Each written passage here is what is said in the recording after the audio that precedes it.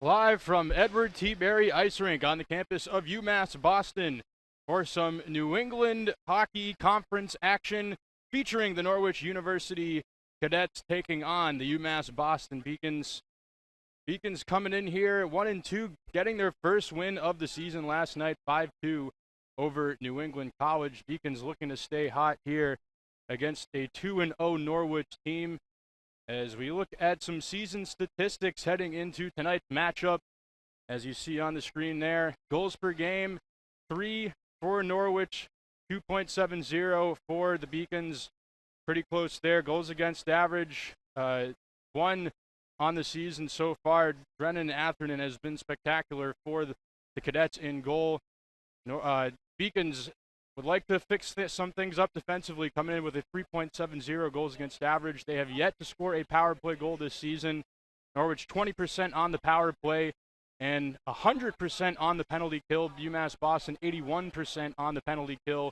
Shot per game, the Beacons averaging 41.70 shots per game. They had 54 in their first game of the season against UMass Dartmouth. Just couldn't solve their netminder. And 31 shots per game for the Cadets. Penalty minutes per game, Beacons pretty high up there at 9.30. Want to limit that to Norwich's 4 per game. So it should be an interesting matchup here tonight in conference play. And we'll step aside here for a brief moment on the Beacons Broadcast Network, brought to you by LittleEast.tv.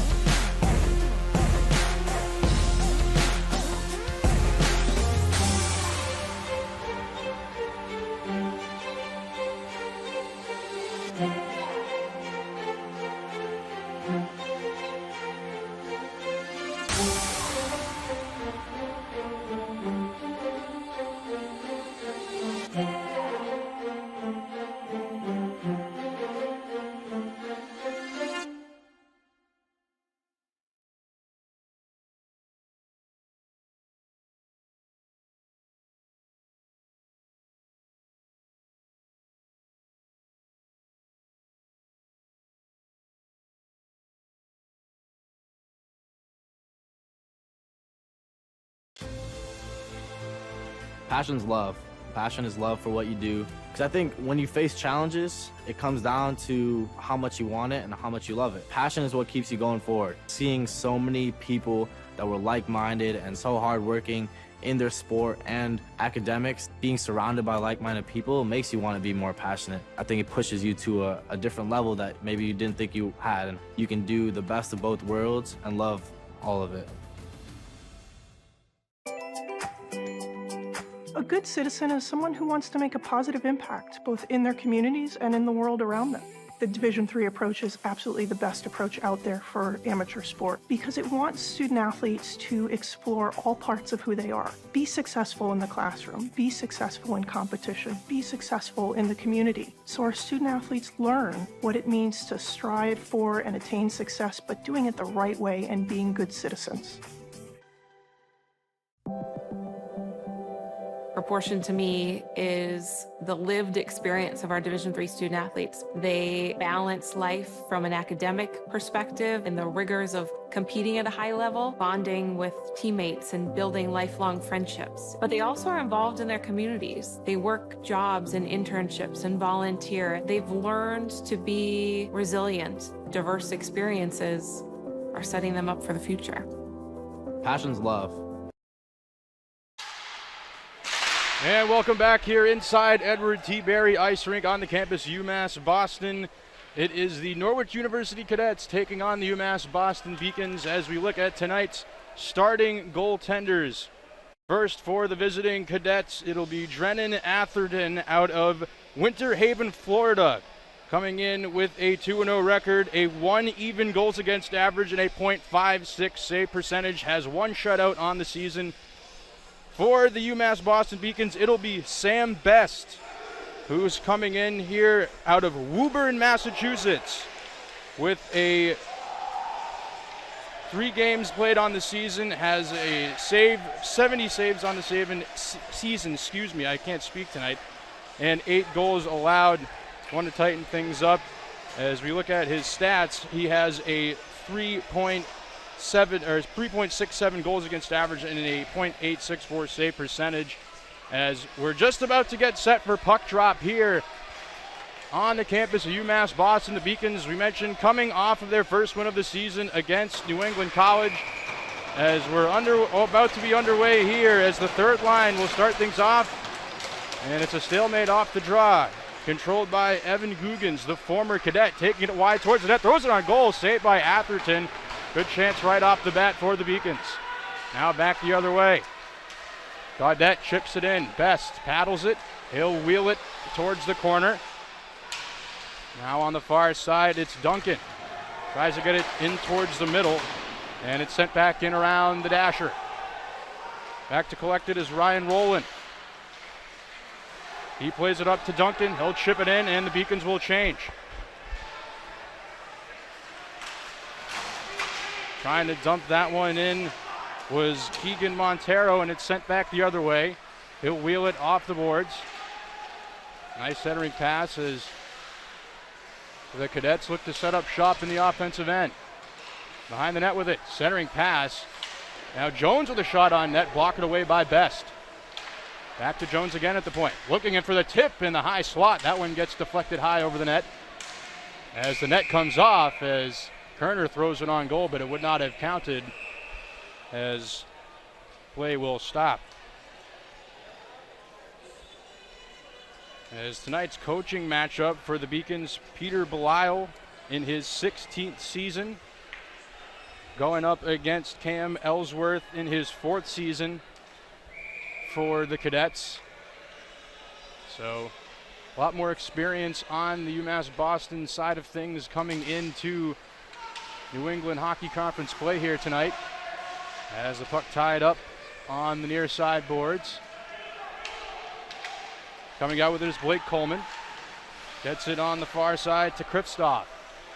Back to Coleman. He plays it up the boards as 2 Beacons are making a change, and that one will go all the way down the ice for an icing.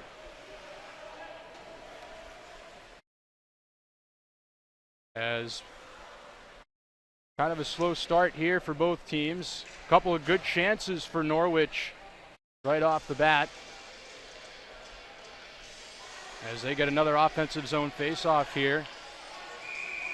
It'll be O'Neill and Bankowskis off the draw. That one's one, and a shot that gets blocked at the point by Grady Friedman. Friedman already has 2 goals on the year for the Beacons. That one D to D. That one sent in around the dasher onto the far side. Galoti jumps on it, plays it up the near side, being battled for, now sent back behind the net. Foreman will retrieve it, plays it up the far side as Norwich looks to break out. Cross corner dump in there. O'Neill to the corner, first on the puck, gets bumped there. As now with it on the near side, Beacons play it towards the middle. Here comes Bankowskis through the middle. He'll just dump it in, and the Beacons will go off for a change. Owen Bordeaux is out there still, battling for it. Chipped up ahead, back towards the neutral zone. That one's dumped in, around behind the net. Chipped up by Nagel. Kept in, but Nagel gets it right back. Plays it to the near side of the neutral zone. Gaudette chips it through. Del Vecchio with it, taking it towards the net, threw it in front. And it hit the skate of O'Neill, who was there. And puck finds its way to the point, chipped in down low. Now out high on the far side, D to D. Inovich throws it towards the net. That one goes wide, looking for a deflection in front perhaps.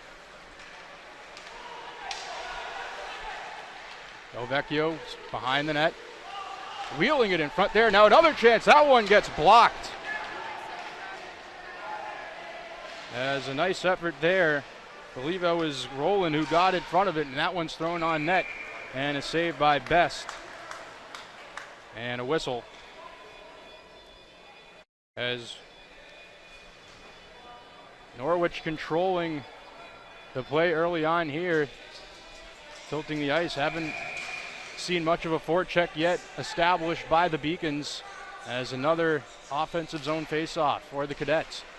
Beacons able to win that, chipped up ahead, and a race for it now as it gets a little bit too far ahead. As a rugby scrum in the corner, Norwich comes out with it. Chance the other way. Here's Clark Kerner, the leading goal scorer so far early in the season for the Cadets. That one's chipped down low behind the net. Far side, O'Mara. That one gets chipped up, and it'll go to the neutral zone. Jones goes D to D to Montero. He'll throw it in on Best as he will smother it for another whistle. And both teams will make a full change here. But Sam Best has been busy early.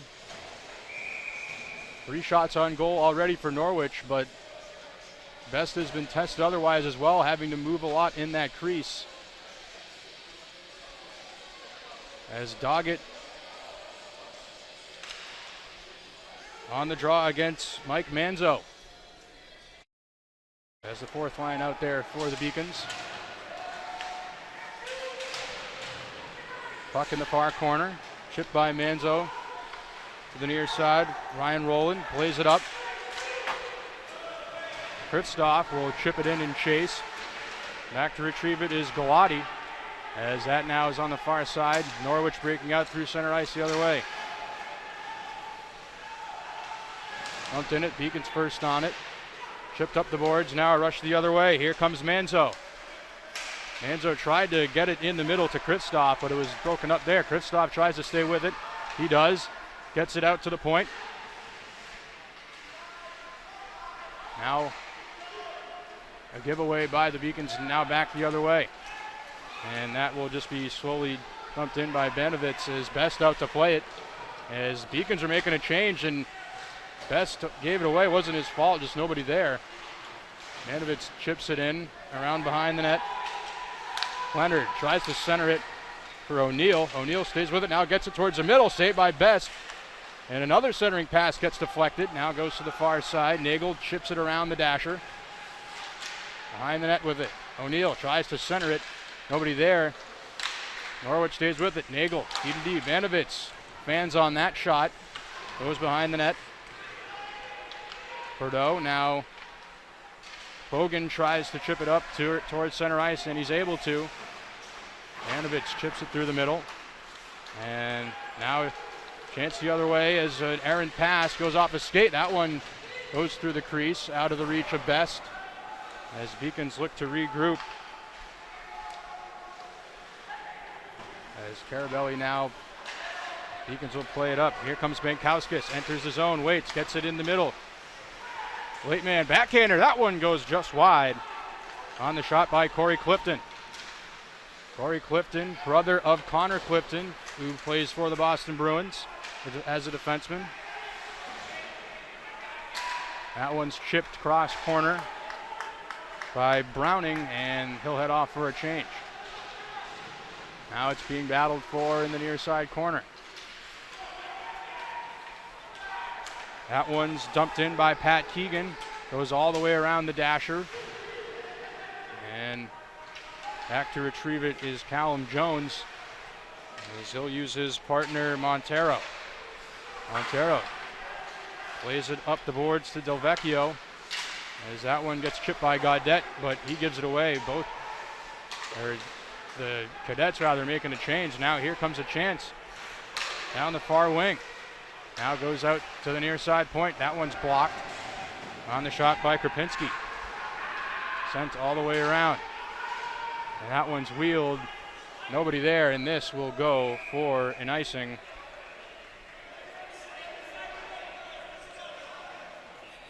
And 12:53 to go here in this first period. No score. Shots on goal favoring the Cadets 4-2. They have controlled most of the play in the offensive zone, but seen a little bit of a pushback by the Beacons in the last couple minutes. As Ty Matthews wins the faceoff, a shot attempt off the draw by Guggens, and it was blocked. As the Beacons tried to settle things down in the neutral zone, but Norwich able to jump on it. It was Clark Kerner. Now a chance for Kerner. Kerner, nice move, centering pass, a shot, and that one goes wide. Best may have got a piece of it. Deflected off something, but a great chance there. Maybe the best of the afternoon so far on either side. Now Porman with it.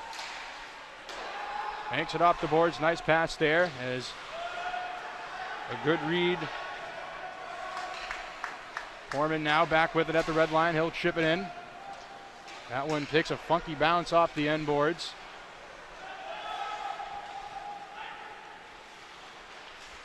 As that one deflects and goes high off the glass. No icing, as it must have hit a Cadet player. Norwich looks to break out. Nice read there by Manzo, disrupting that exit pass. Norwich does get it out, but gives it right back. As Grady Friedman, nice individual effort there, take it into the zone, but Doggett able to retrieve the loose puck. As Porman now looks to move it up ice. He's able to get it through to Doggett. Doggett chips it in. It goes off the boards behind the net. There to retrieve it. Now back the other way as that one takes a weird bounce and goes out of play, and the official signaling it will be in the neutral zone. So both teams, a little bit of a stalemate after that first surge by Norwich. Seen some trouble breaking out of the defensive end for both teams.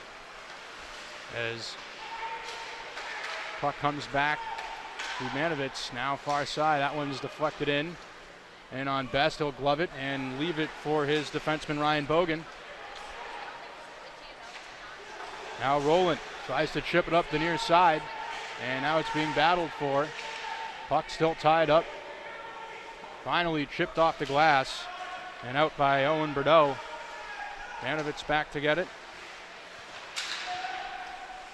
Manovich chipped in by Leonard, and that will be gloved by Best, and he'll leave it off for Bogan. Bogan tried to chip it through the middle. He was able to, almost a giveaway as Norwich regains possession. Montero plays it through the middle. Chipped in by Jones to the cross corner. Krapinski tried to play it, now a giveaway as Beacon's able to jump back on it. Puck in the neutral zone, loose. Cadets jump on it, that's chipped in by Gaudette, and he'll head off for a change. Best leaving off for Bogan. Bogan, as that one's reversed. Back behind the net by Krapinski. Coming out to the neutral zone. Trying to get through there. On the effort was Corey Clifton, couldn't get in. Now back the other way. O'Mara throws it on goal, sticked away to the far side by Best. Krapinski chips it up and out, and no one touched it, so this will be an icing with 9:34 to go in this first period. And we are still scoreless. And another offensive zone face-off here for Norwich University.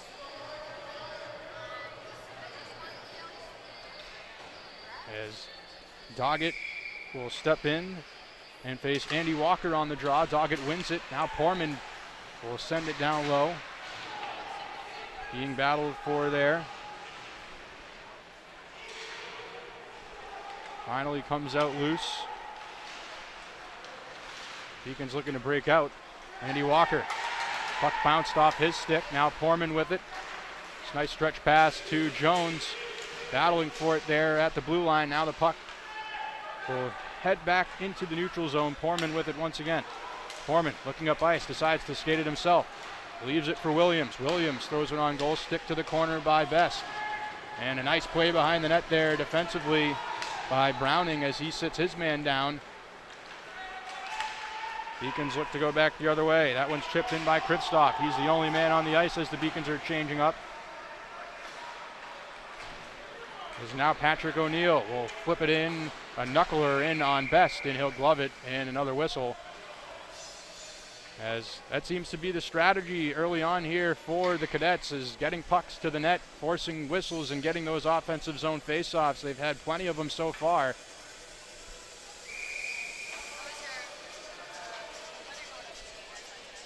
As Lewis will step in on the draw against Matthews. Matthews won the draw, but it hit, looks like the linesman. That one's thrown towards the goal just wide. Now behind the net, nice job there by Keegan, canceling his man out.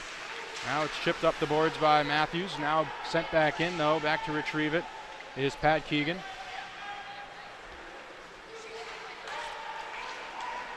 Back the other way come the Beacons. Duncan chips that one in. Nagel, as that one, Vanovich tried to send his man up the ice the other way, and we have a whistle for a penalty coming up here, and it's going to be a slash, and I believe that will be going against Leonard. So the Beacons to the power play, and it'll be their first of the night for either team. So a good opportunity here for the Beacons to jump in front. Have not scored on the power play this year, and they've actually allowed 2 shorthanded goals. Something to clean up as Matthews out there at center with Guggens. As he wins a drive, shot from the point, off from in front. And that one back to the neutral zone as Duncan was in front. That went off him. He was shielding the goalie on the screen as Coleman chips it. And once again, not able to enter the zone as that one sent out of play in over the UMass Boston bench. So the faceoff will come back in the Norwich zone.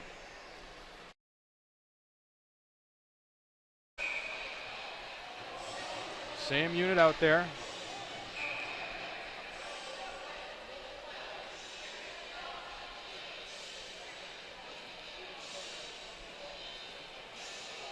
Holman and Kristoff at the points. Is Kristoff a forward at the point? So common, you see that on the power play nowadays. Ty Matthews on the faceoff has Guggens to his right and Duncan to his left. Paul Schmid wins the draw for Norwich, and that one's sent around the boards, and Gaudette's able to chip it over the glove of Coleman. Back to get it is Guggens. Guggens with speed, past the red line, he'll enter. Guggens fires one, blocked away by Atherton.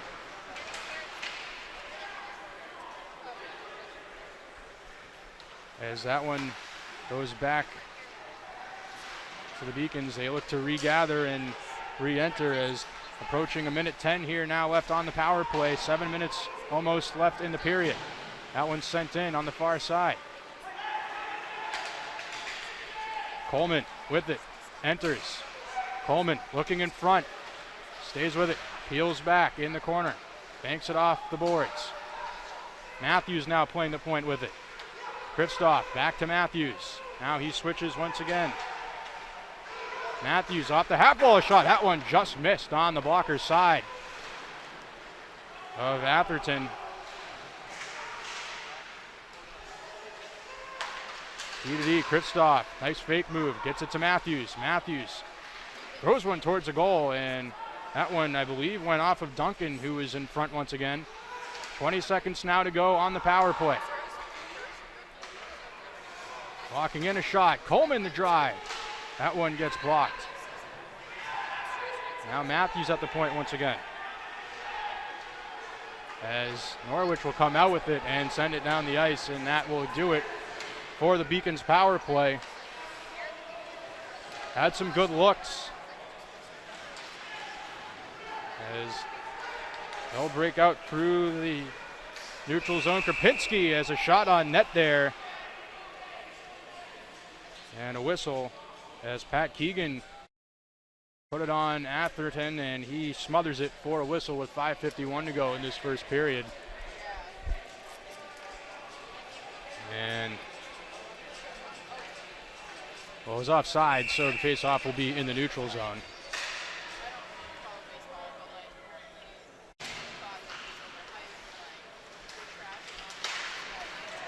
Norwich able to control it off of the neutral zone face-off.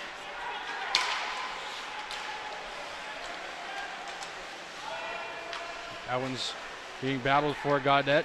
Able to get it to Montero. He'll flip it in. Back to retrieve it is Krapinski. Now breaking out the other way. Here comes Friedman. Or correction, that was Carbarelli. As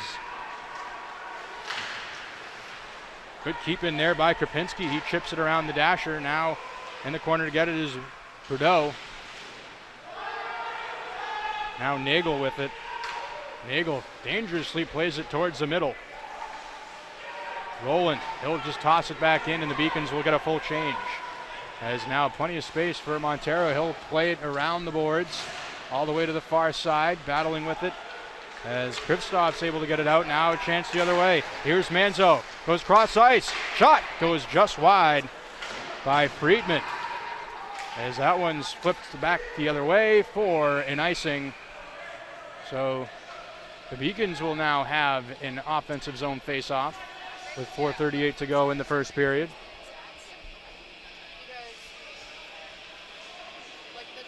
Fourth line still out there.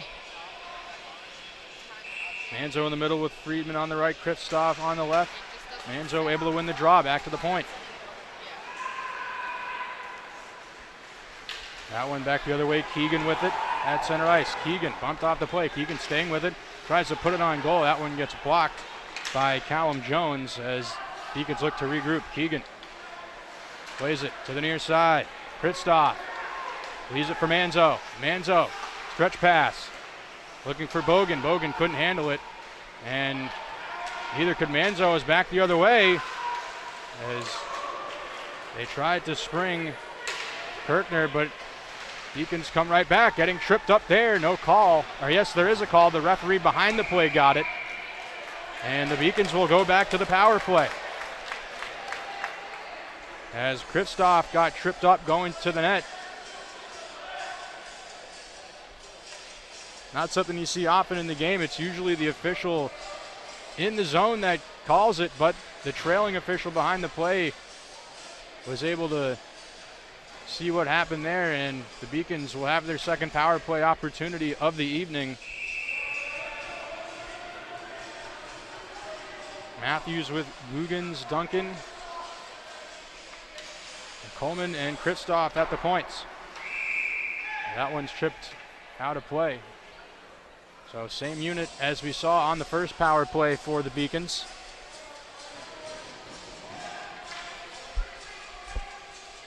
So we'll do it again. O'Neal and Matthews on the draw. Matthews able to win it, but it goes into no man's land, and that's going to be interference. As a bit of a pick play off the face-off. So we're going to play 4-on-4 here for 1:54. Plenty of space as Evan Guggens will be guilty there of the interference. Something that we've seen in the NHL that officials are cracking down on is those pick plays off of the face-off, which allows a clean shot from the point. And Beacons were guilty of it there.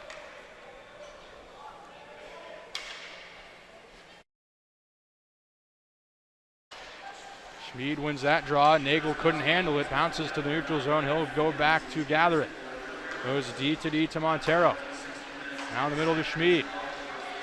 Schmid stays with it on the far side. Centering pass. Saved by Best. Loose in the crease. And Beacon's able to clear it to the corner. Behind the net. Back the other way. There's that pass. In the middle by Cabarelli. Didn't go through, as both teams will get a change as Norwich behind their net. Nagel looks to head things up ice. Montero back to Nagel. Nagel at the red line, flips it in. Takes a funky bounce off the stanchion, goes to Keegan. Slips past him, but the Beacons first on it. Goes back to the neutral zone. Now battling there is Duncan, but ends up on the stick of Jones, now behind the net. Goes to Williams. Now Porman, out of his own end. Porman through center ice, hits Williams on the near wing. Williams fires one on net. That one goes just wide over the head of Best. Bordeaux will dump it in. Puck behind the net. Norwich able to get it. Porman on the pass from Nagel. Or excuse me, that's Callum Jones out there. Jones with speed out of his own end. Pass center ice. Enters, and it's offsides as Doggett adjusts a step ahead of the play with 2:08 left to go. And 12 seconds left on the 4-on-4 situation. So Norwich will have a brief power play for 7 seconds.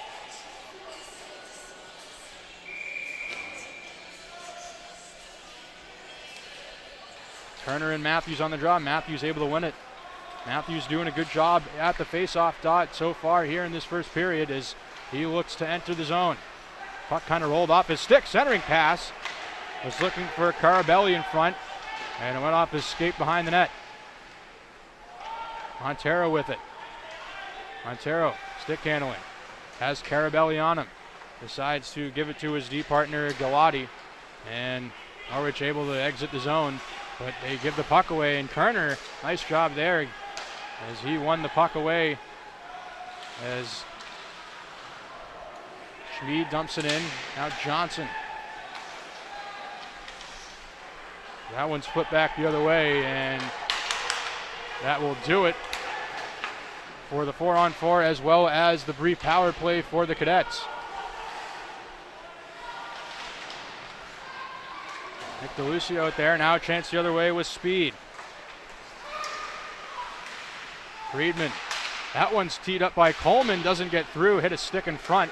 Nagel flips it up the near side boards. Williams gets crunched there by Coleman pinching in. As that one's sent in behind the net in the final minute here. 50 seconds left in this period with speed the other way. Benkauskas. Benkauskas flying, tries to throw in towards the goal, but good job there by Jones who canceled him out. Now back the other way. Keegan will collect. Leaves it off for Browning. Now stumped in by Friedman cross corner. Jones to collect, goes behind the net to Porman. Now on the near side to Del Vecchio. He'll play it in the middle. Schmid chips it in and chases. And first on it there, though, was Guggens. Now Trudeau the other way. Lost the puck. Staying with, though, is Kristoff. He plays it behind the net. Trudeau trying to chip it out, but goes back behind the net, and that will do it for the first period. So a little bit of back and forth action, but no goals to speak of after that, as both teams will head to the dressing room here on this Saturday afternoon.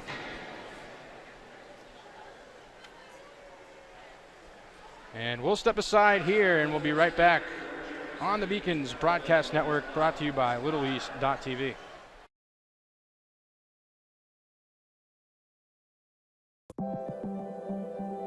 Proportion to me is the lived experience of our Division III student athletes. They balance life from an academic perspective and the rigors of competing at a high level, bonding with teammates and building lifelong friendships. But they also are involved in their communities. They work jobs and internships and volunteer. They've learned to be resilient. Diverse experiences are setting them up for the future.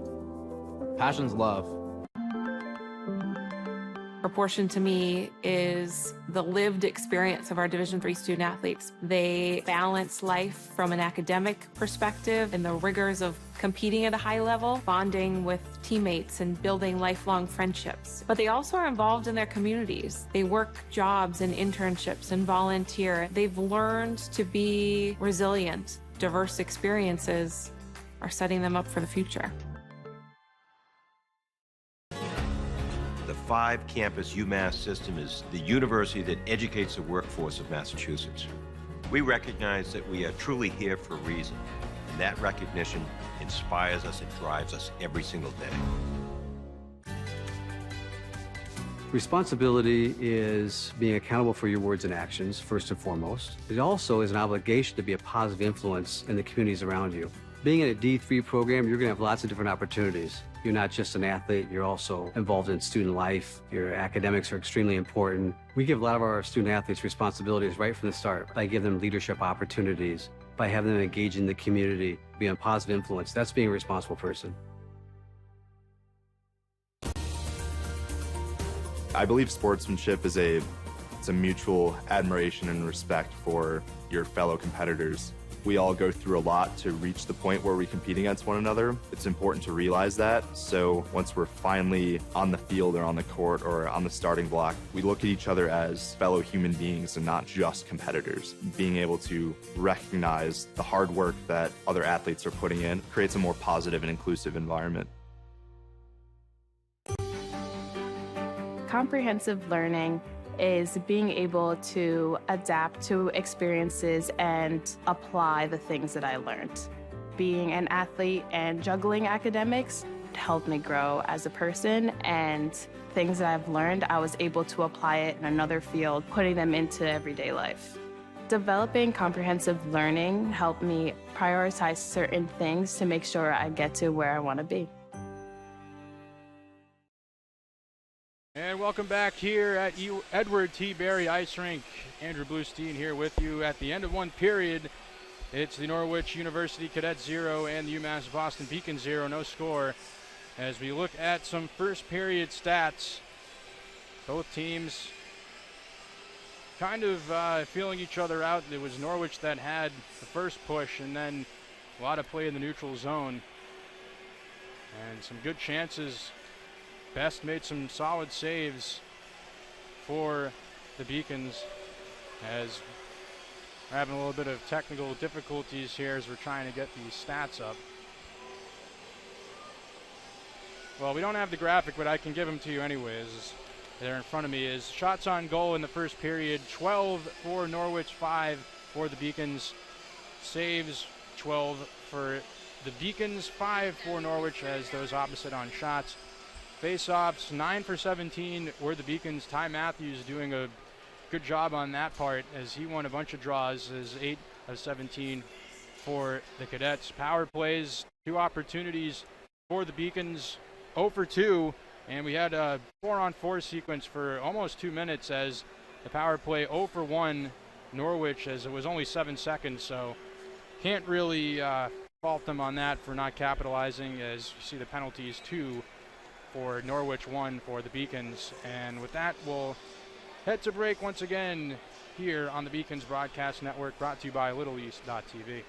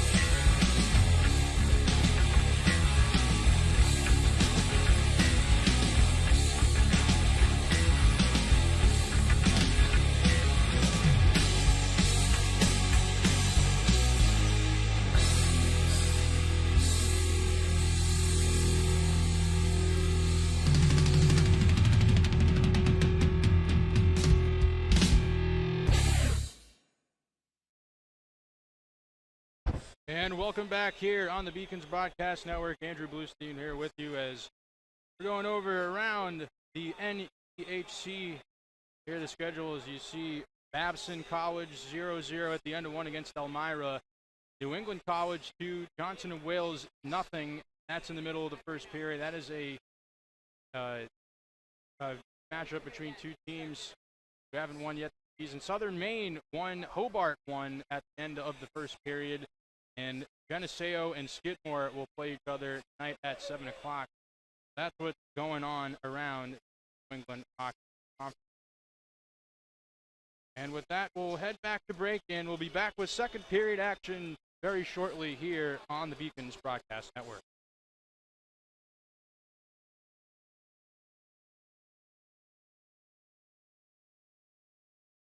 The University of Massachusetts Boston. It's just minutes from downtown, and the Princeton Review calls it one of the best values in the country. A nationally recognized institution of academic excellence and research, UMass Boston offers more than 150 undergraduate and graduate programs, 16 Division III sports, and more than 100 student organizations. To learn more about the opportunities waiting for you at UMass Boston, visit in person or online. UMass Boston, a research university with a teaching soul. Celebrate the soggy shoes and the slow starts. Celebrate the lessons learned along the way.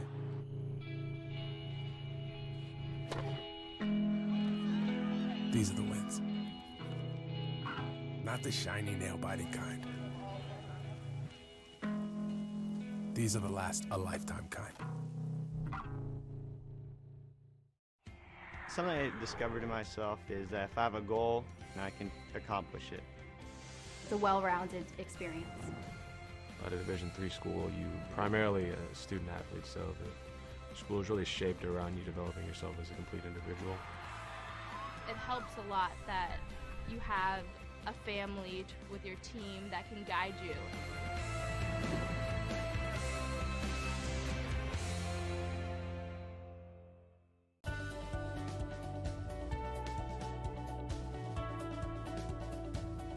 I just wanted to get good grades and to do well. But it also made me realize that I have a lot of career goals. You're there to get a full college experience, not only participate in your sport, but participate in things outside of that, and it's all about growing as a person. My coaches have helped me with figuring out who I really am. Their lives are dedicated for us to succeed.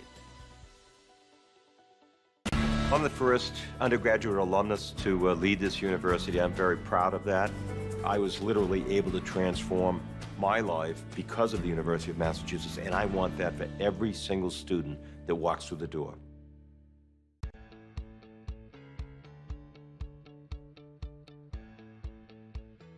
Being a part of the different activities and organizations that I've been a part of, I'm actually able to see myself where I'm like, hey, I actually can make a change. I'm one person that can make a difference. Division III has helped me to develop teamwork skills, critical thinking skills, time management skills. It's not just about basketball, or it's not just about school, it's about developing yourself as a person altogether.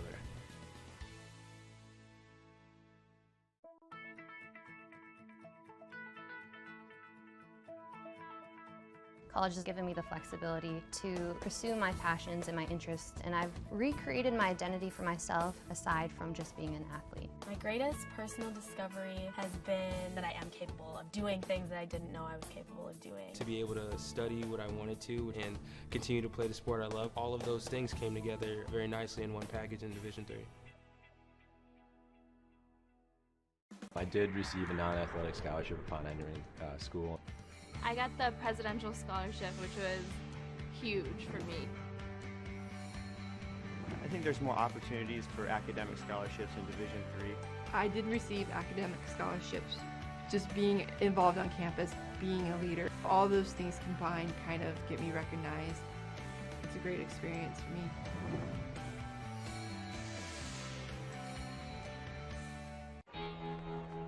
Cheer for the stumbles. The he shoulda had that's. And the tears that linger.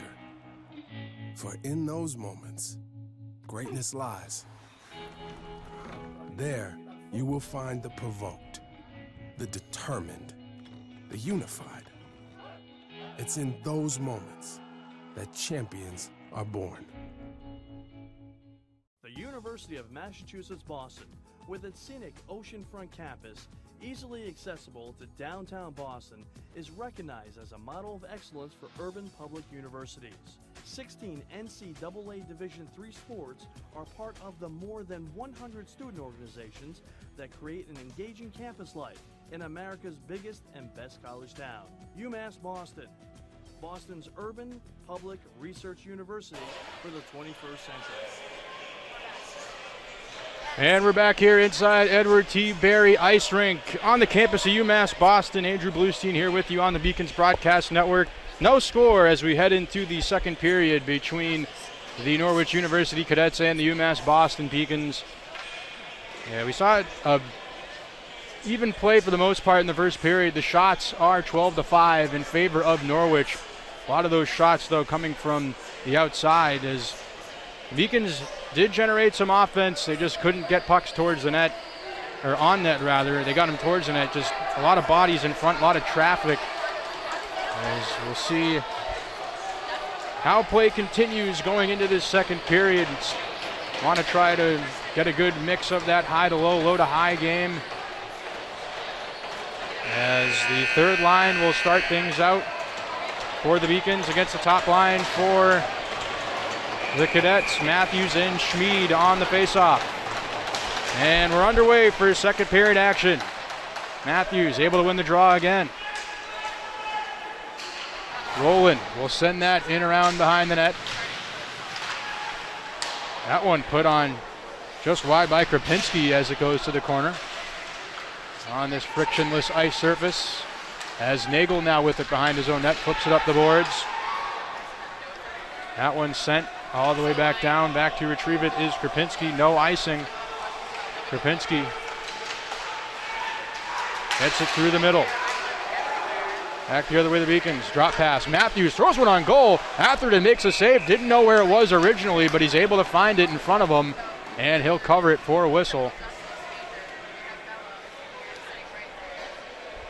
As fun fact, for me anyways, is I actually used to go head-to-head against Drennan Atherton in my junior hockey days. He was playing for the Junior Cyclones. I was with the Bridgewater Bandits. We were in the same league, and he was clearly the better netminder. That's why I'm up here and he's down on the ice. As the Beacons control it. On the net, Manzo tried to chip it towards the point. Manzo able to get it back, though. Plays it down low, going towards the net. A backhander goes just wide by Friedman. Now back the other way. Callum Jones, the defenseman, joining the rush, slips it through. Trailer pass, but Manzo in good positioning, sends it back the other way, but this will be an icing. And honestly, probably a smart play there by Manzo, as the Cadets had numbers back the other way, and Manzo doing a good job positionally, getting back, breaking up that odd man rush. So the faceoff will be to the left of Sam Best. Manzo and O'Neill on the faceoff.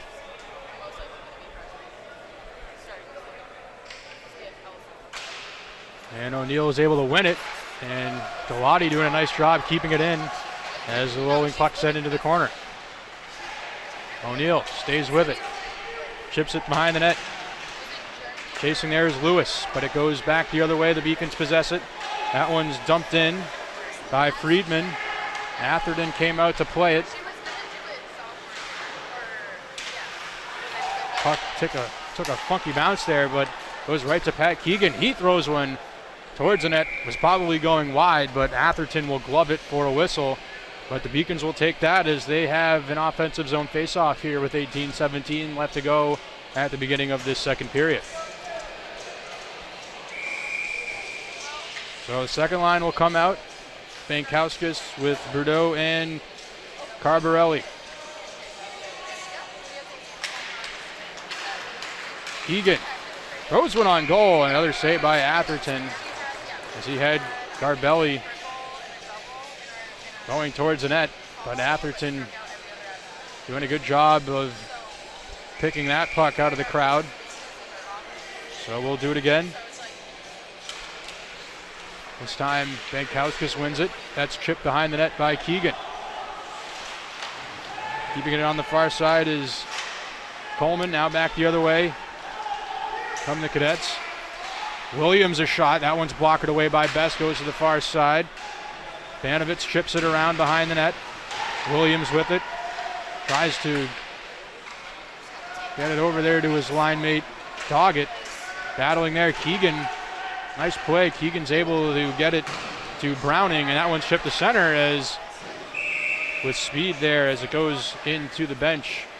Carabelli was trying to get to that puck and perhaps beat the defenseman there, but it was whacked into the bench for a whistle. Face-off will be at center ice.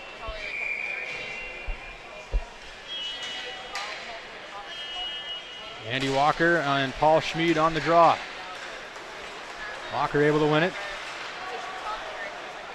Krapinski with it to Walker. He chips it in. There's a collision there as Walker bumps into the linesman as they both go down. Beacons possess it. Krapinski throws it to the near side to Rowland. Had some trouble with it. Now it's tied up on the half wall here in the neutral zone. That one's sent in by Corey Clifton. Around behind the net, a race for it, and a big collision there as Banks put his shoulder in to the Norwich player as the puck comes back to Krapinski. That one's chipped in on a nice tip there by Walker in on Atherton, and he will take a whistle for another offensive zone faceoff for the Beacons. That was kind of the story at the beginning of the first period. On the other end for Norwich, they had a bunch of offensive zone faceoffs, and it seemed like it was part of their strategy, shooting the puck from all over the place. That seems what the Beacons are doing now, is that faceoff is chipped to the legs of Corman. As now a chance the other way. Clark Kerner, lead goal scorer, throws it on net, just misses on the blocker side, and it goes all the way around the boards back into the Norwich end, and the Beacons look to control it. They do. Duncan with it. Now on the near side to Matthews. He'll play it around. Matthews as it comes out to the point. DeLazio plays it behind the net. Hugans with it. Centers it just out of the reach of Duncan. Hopped over his stick. DeLazio plays it behind the net. That one goes into the skates of Matthews. Now back the other way. Kerner gets it on the wing to O'Mara. O'Mara, now Kerner drives to the net, throws it on goal, and a nice save there by Sam Best. It bounced up in the air off his blocker, and ever so calmly able to get it in his trapper for a whistle with 15:56 to go in this second period. Shots still favoring the Cadets, 13-6 now.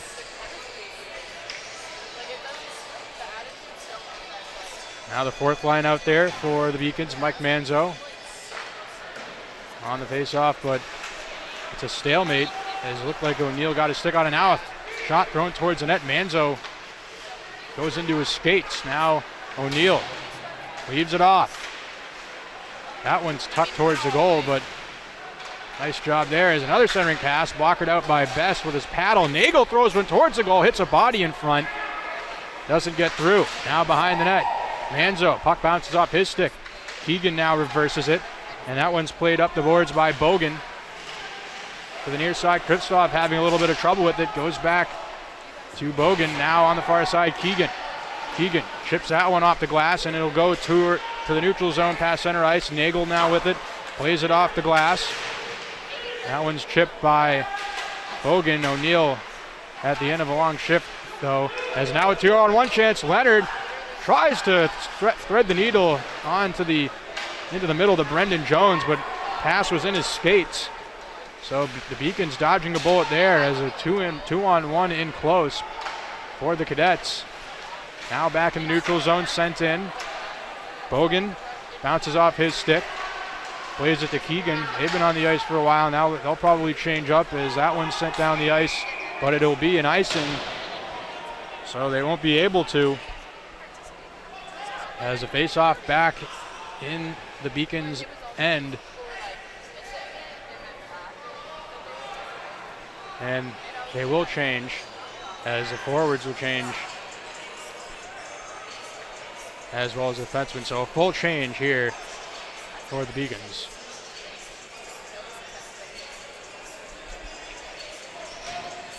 Forgot that is a rule in college hockey. You can change on an icing as Bankowskis on the draw against Schmid. Bankowskis able to win it, played around the far side. Bordeaux will send that one in around. The puck rides the dasher. The kick blade, rather. Now, as Bordeaux had a chance to stick on the other way, now Del Vecchio tries to center it onto the far side. A centering pass. What a save by Sam Best.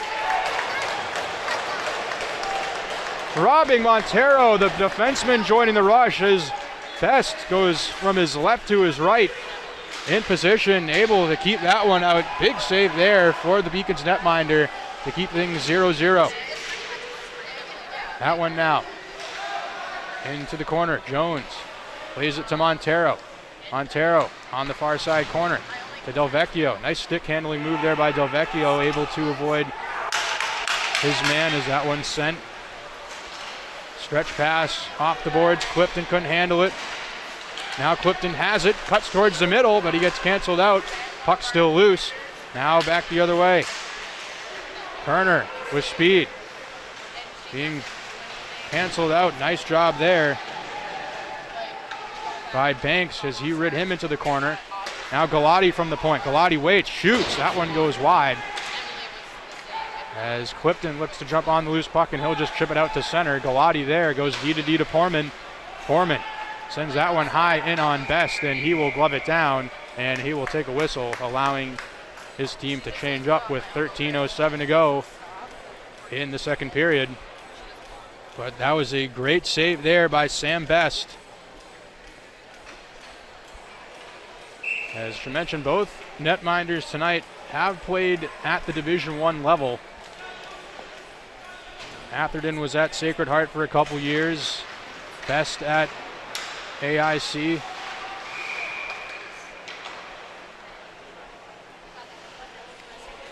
There's another whistle. So, should have expected a goalies duel coming into tonight. These two guys have played at the highest level of college hockey. And you can see why so far through almost 1.5 periods here in this one. That one sent around to the far side. Centering pass attempted there is big hit there, and that's going to be a penalty as Guggens got laid out just outside of the hash marks there, and it's going to be an interference call. So third power play opportunity of the night for the Beacons.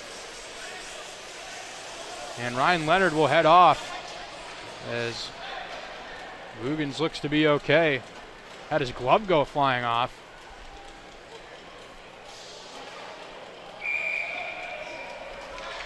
Head coach Peter Belisle with a little extra time taking there as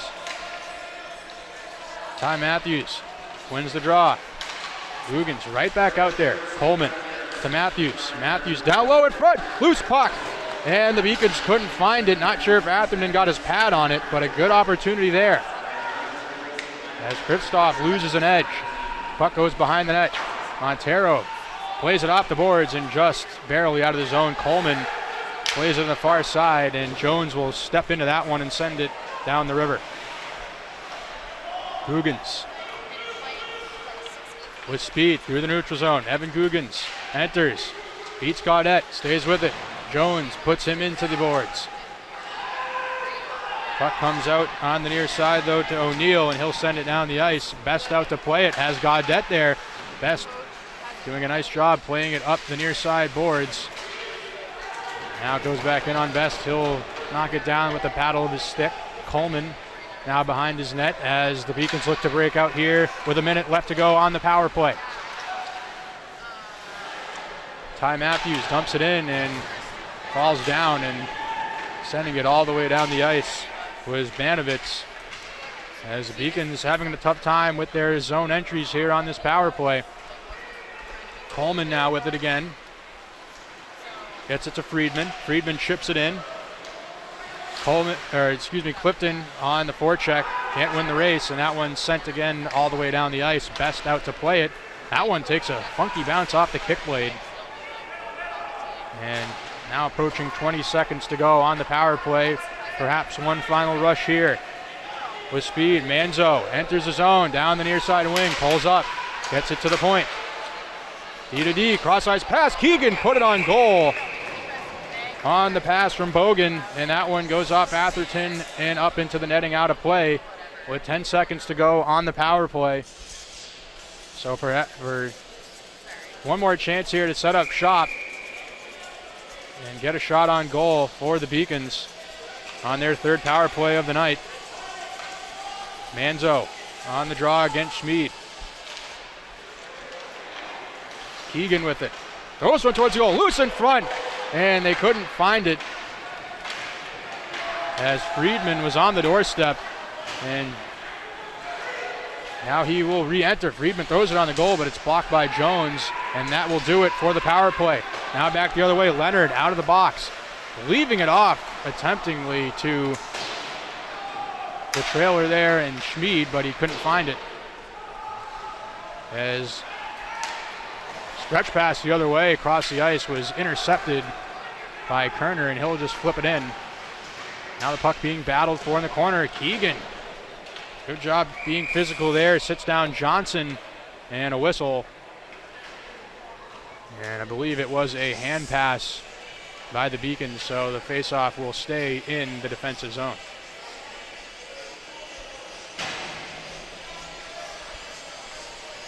.10:08 to go in the second period. Still no score. Both goalies have been sharp. As Porman now sends it in after one face-off by the Cadets. That one's chipped up ahead. Jumping on it is Vankowskis with speed into the zone. Leaves it off for Bordeaux. Bordeaux chips it off the glass behind the net. Porman's able to come out with it though. He banks it off the half wall, now plays it into the neutral zone towards the middle. Chipped up by Krapinski. As Roland tried to send that one back up ice, but it goes off a body as Krapinski back to get it. Krapinski into the skates there of the pass, now back the other way. Lewis looking towards the middle, and a nice job by Bankowskis on the back check as he tried to spring Guggens back the other way. Bankowskis will send it in, and he'll head off for a change, as does the rest of his line. As Lewis now with it. Gets it to Banovitz. Gives it away. Matthews a chance the other way. Has Guggens in the middle. Matthews shoots. Just misses on the blocker's side. And Nagel sent him down towards the boards on the far side. That one's dumped back in by Matthews. Or excuse me, that was Browning. Now back the other way. Lewis throws one towards the net and hit Coleman and goes up and out of play. So good positioning defensively from Coleman there, as another face-off in the Beacons' end with 8:42 to go. Definitely seen some more scoring opportunities in this period than we did in the first. But as I mentioned earlier, both goaltenders up to the task so far in this one. As Manzo able to win that draw. That one's tripped off the boards, hits a stanchion, goes back towards the middle. Doggett will chip it in. Williams chasing. Coleman back to get it. Coleman backhands it up towards the half wall. Manzo now battling there with it. And it comes out to Coleman. Coleman goes D to Browning. Browning tries to hit Kristoff on the far side. Too far ahead of him. No icing though. Manzo now wins that battle. Centering pass. They score!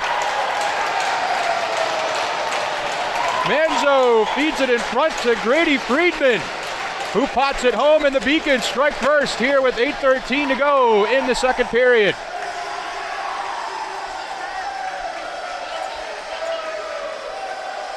Great effort there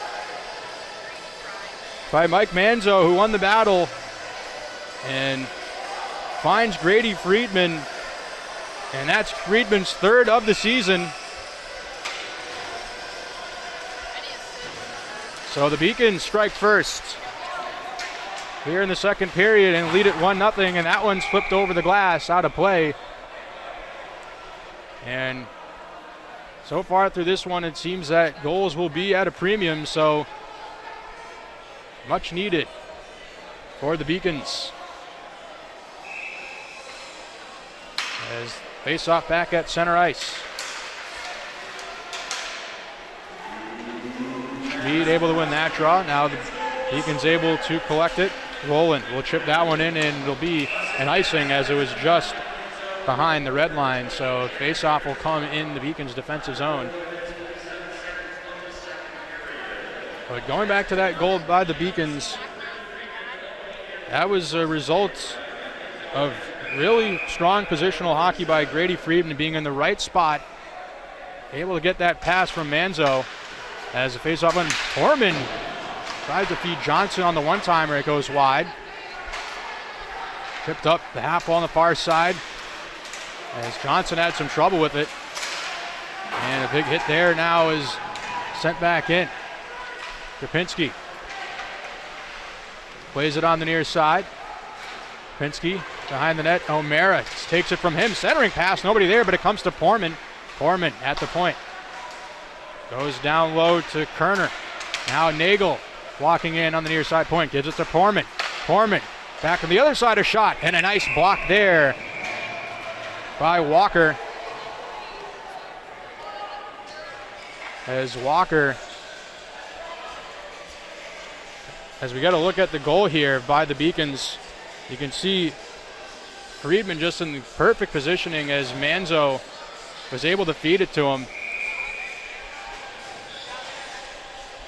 And we stand at 1-0, but a little bit of a pushback here after the goal by the Cadets as they've had some good looks here as another offensive zone faceoff for them. Jankowskis able to win that draw. Jankowskis collects it. Puck rolled off his stick. And Carabelli able to get it in now. Sent up to O'Mara. He'll flip it towards center ice. Coleman off his skates, and he's able to collect it. He'll fire it off the kick blade in around. Nagel first on it. Back behind the net.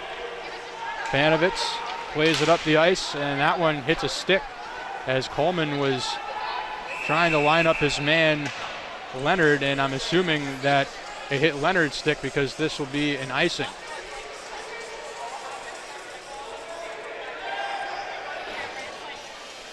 As Norwich head coach Cam Ellsworth not pleased with the call there, talking to the official.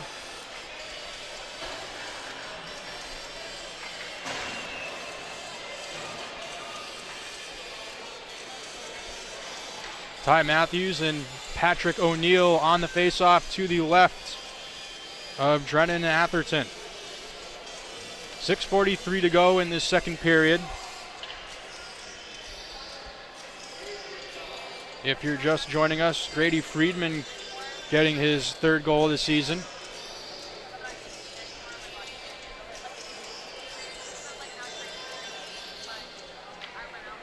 As the officials discussing here, the linesman, and they're going to say the faceoff will be at center ice because the puck did deflect out of play and it was way past the red line, which didn't make sense at first glance. So it looks like Ellsworth's bidding will pay off as the faceoff back to center ice. Ellsworth still talking to the official, and I'm assuming he wants the faceoff in the Beacons end, which sometimes we do see, but it's discretionary to the official, and they opted for the faceoff at center ice as it doesn't benefit one party or the other. Stalemate off the draw. Cadets able to control it. Jones will send it in. Back to get it is Browning. He gets bumped off the puck, but Beacon's able to stay with it. Keegan flips that one in on Atherton. He blockers it. Puck goes behind the net. Doggett tried to clear it, but it was blocked now into the corner. Guggen's battling with it there. Now Ty Matthews in there as well. with Montero and Jones. Puck tied up, officials urging them to move it. Finally comes out loose. Jumping on it for the Cadets there was Williams, but that one by Guggens thrown towards the goal wide. And another shot that doesn't get through, but there were bodies in front. Cadets look to go the other way. As that one sent in around behind the net, Williams bumps with Rowland. Behind the net, oh, that one almost goes off of the skate of Best, but he was alert. Now the Cadets look to stay with it, and a miscommunication there between Delvecchio and Galati as that puck goes all the way back behind the net as Atherton has to come out and play it. Delvecchio. Now it's sent back in. Kristoff throws it around by the net. Gaudette had some trouble with it. Physicality starting to vamp up here with 5 minutes now left in this second period. Chance the other way. Kristoff throws one on goal and a save by Atherton, and he will smother the rebound for a whistle with 4:52 to go in the second period.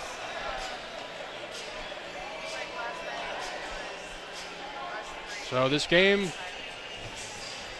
1-0 in favor of the Beacons. They have, I'd say, been slightly the better team in this second period. Seems as if they've won the puck possession battle in terms of establishing offensive zone time. Norwich has done a good job, though, of defense to offense, moving the puck up the ice. As this one comes out to DeLucio, he'll play it towards the far corner now. O'Mara, as Kerner chips that one off the boards, but DeLucio able to send it back the other way as Manovitz chips it to Kerner. Kerner a shot. That one goes scorching wide over the net. Now back the other way. Here comes Corey Clifton. Clifton waits, holds, shoots. Blocker saved by Atherton. Goes right back to Clifton. He plays it around the ice, and the Beacons have to be careful there. They were making a change. Didn't want too many men on the ice call, and almost a breakaway for Kerner back the other way, but a nice play there. I believe it was Guggens who got his stick on it. Or, excuse me, it was Owen Bordeaux. As that will go for an icing. But Kerner would have been all alone in on the breakaway if that puck was not stopped in the neutral zone. And with 3:43 to go, the Beacons will have the offensive zone face-off to the right of Atherton. Pankowskis wins the draw. Came out to Bordeaux, but he fanned on the shot. Pankowskis stays with it. Nice effort there. Tries to center it. Keegan jumps on it. Keegan tries to fire it towards the net, but it was blocked by Kerner, who got his stick on it. Now a 3-on-2 opportunity the other way. But that line's at the end of a long shift as Johnson will flip it in on Best. Now back the other way. 2-on-2. Pankowskis and Carabelli. That one thrown towards the net. Blocked away by Atherton, and a whistle and another penalty coming up against Norwich behind the play. And it's going to be Johnny Johnson who will step into the box.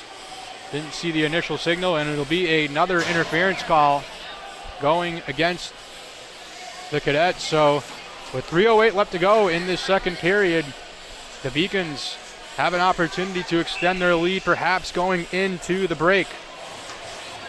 Matthews able to win the draw.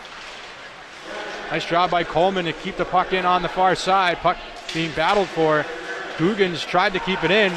Guggens, a nice job there as Gaudette. If Gaudette picks that puck up, perhaps a breakaway the other way. As entering the zone is Kristoff. Kristoff hanks it off the boards. Guggens now curling off the half wall, throws it on goal. Kind of handcuffed Atherton, but impressively he was able to snag it with his glove. No rebound and a whistle. 1:35 to go on the power play. 2:43 in the period.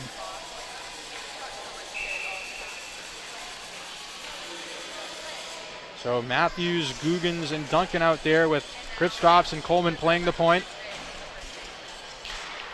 Matthews able to win the draw. Googans gets it to Kristoff. Kristoff throws one towards the goal. As a good job there by Callum Johnson in front, not allowing Duncan to put a screen on the netminder.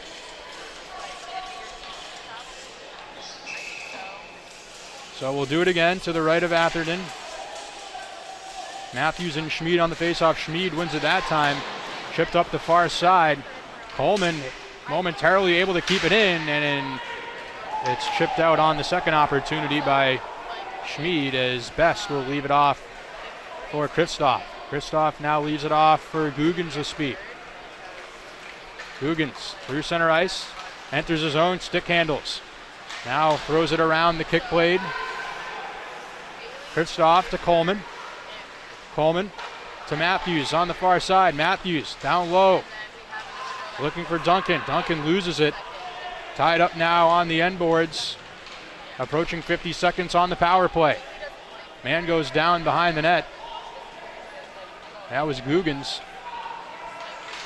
Still being battled for there, as this is benefiting the Cadets as time ticking off the clock. Comes out though, Coleman. Gets it down low to Matthews. Back to Coleman. Coleman stick handling. Shoots. That one gets blocked by Gaudette.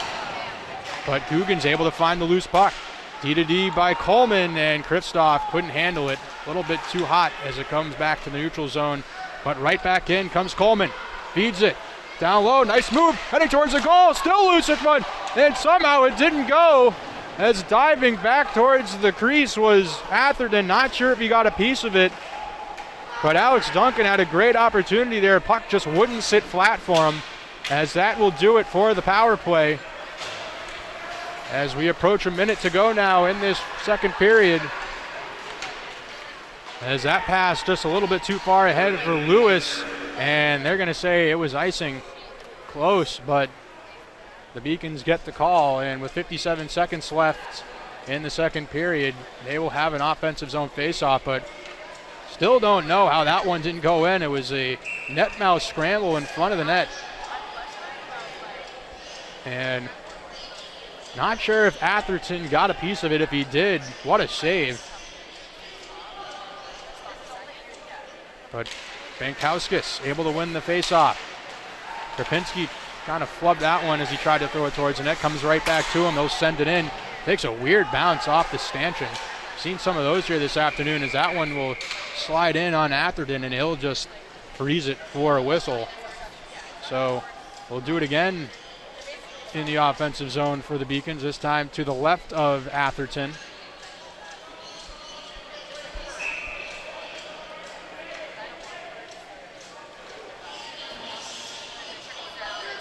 Mankowskis and Doggett on the faceoff.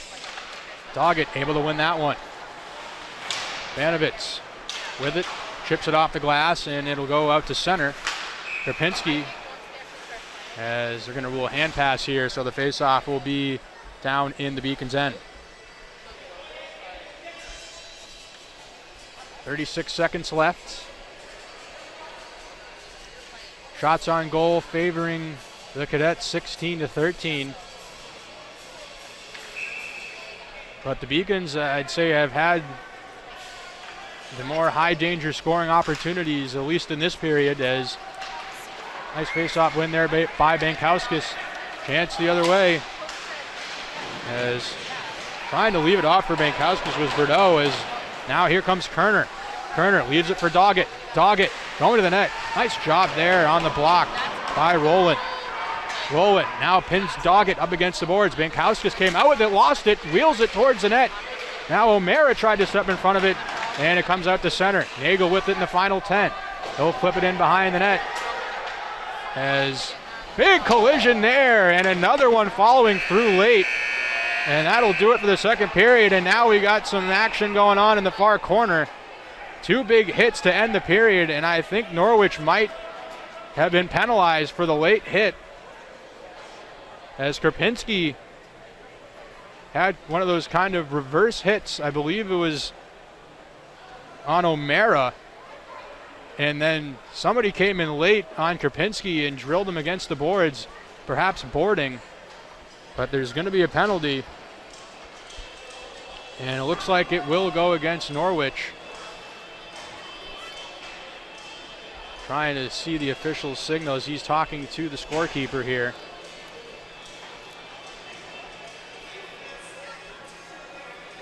As both,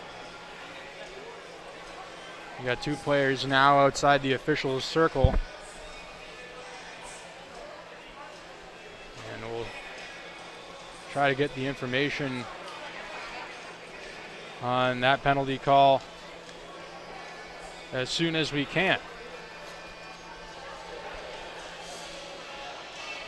But with that, going into the second intermission, the Beacons have a 1-0 lead on Grady Friedman's third goal of the year, and we'll step aside for a brief moment here on the Beacons Broadcast Network.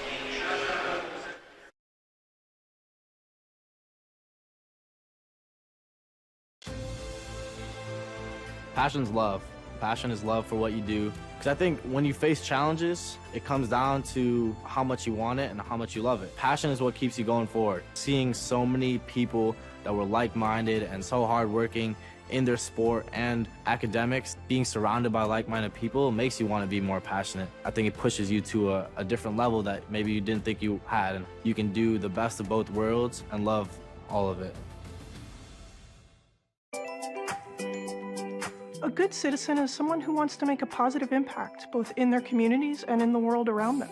The Division III approach is absolutely the best approach out there for amateur sport because it wants student athletes to explore all parts of who they are. Be successful in the classroom, be successful in competition, be successful in the community. So our student athletes learn what it means to strive for and attain success, but doing it the right way and being good citizens. Proportion to me is the lived experience of our Division III student athletes. They balance life from an academic perspective and the rigors of competing at a high level, bonding with teammates and building lifelong friendships. But they also are involved in their communities. They work jobs and internships and volunteer. They've learned to be resilient. Diverse experiences are setting them up for the future. Passion's love. Proportion to me is the lived experience of our Division III student athletes. They balance life from an academic perspective and the rigors of competing at a high level, bonding with teammates and building lifelong friendships. But they also are involved in their communities. They work jobs and internships and volunteer. They've learned to be resilient. Diverse experiences are setting them up for the future. The 5-campus UMass system is the university that educates the workforce of Massachusetts. We recognize that we are truly here for a reason, and that recognition inspires us and drives us every single day. Responsibility is being accountable for your words and actions, first and foremost. It also is an obligation to be a positive influence in the communities around you. Being in a D3 program, you're going to have lots of different opportunities. You're not just an athlete, you're also involved in student life. Your academics are extremely important. We give a lot of our student athletes responsibilities right from the start by giving them leadership opportunities, by having them engage in the community, be a positive influence. That's being a responsible person. I believe sportsmanship is a mutual admiration and respect for your fellow competitors. We all go through a lot to reach the point where we compete against one another. It's important to realize that. So once we're finally on the field or on the court or on the starting block, we look at each other as fellow human beings and not just competitors. Being able to recognize the hard work that other athletes are putting in creates a more positive and inclusive environment. Comprehensive learning is being able to adapt to experiences and apply the things that I learned. Being an athlete and juggling academics helped me grow as a person, and things that I've learned, I was able to apply it in another field, putting them into everyday life. Developing comprehensive learning helped me prioritize certain things to make sure I get to where I want to be. Paris changed my life, and I got there through UMass. Those very specific seminal moments in Paris, the subway, a man in a tuxedo walked in and a woman in a long gown. And it was stunning. It all hit me. It was like a lightning bolt. There was this world of beauty and style that I wanted to be a part of. That was the beginning of the journey. And that all came through the University of Massachusetts. And that was really a key moment for me. That's one of those moments you never forget. The University of Massachusetts Boston. It's just minutes from downtown, and the Princeton Review calls it one of the best values in the country. A nationally recognized institution of academic excellence and research, UMass Boston offers more than 150 undergraduate and graduate programs, 16 Division III sports, and more than 100 student organizations. To learn more about the opportunities waiting for you at UMass Boston, visit in person or online. UMass Boston, a research university with a teaching soul. Celebrate the soggy shoes and the slow starts. Celebrate the lessons learned along the way.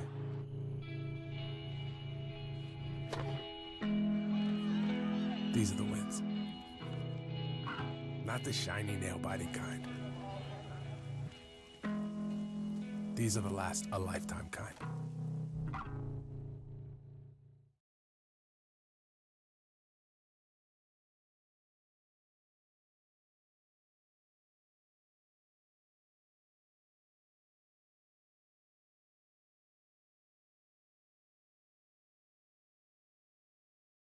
And welcome back here inside Edward T. Barry Ice Rink in the second intermission. UMass Boston leads by a score of 1-0 over Norwich University.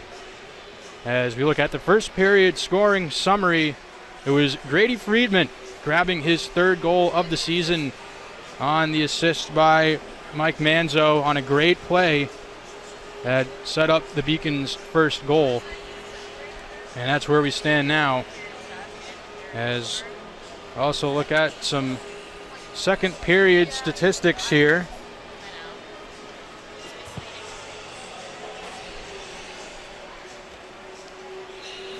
If it wants to work on our broadcast, well, I'll just read it off of our computer here once again.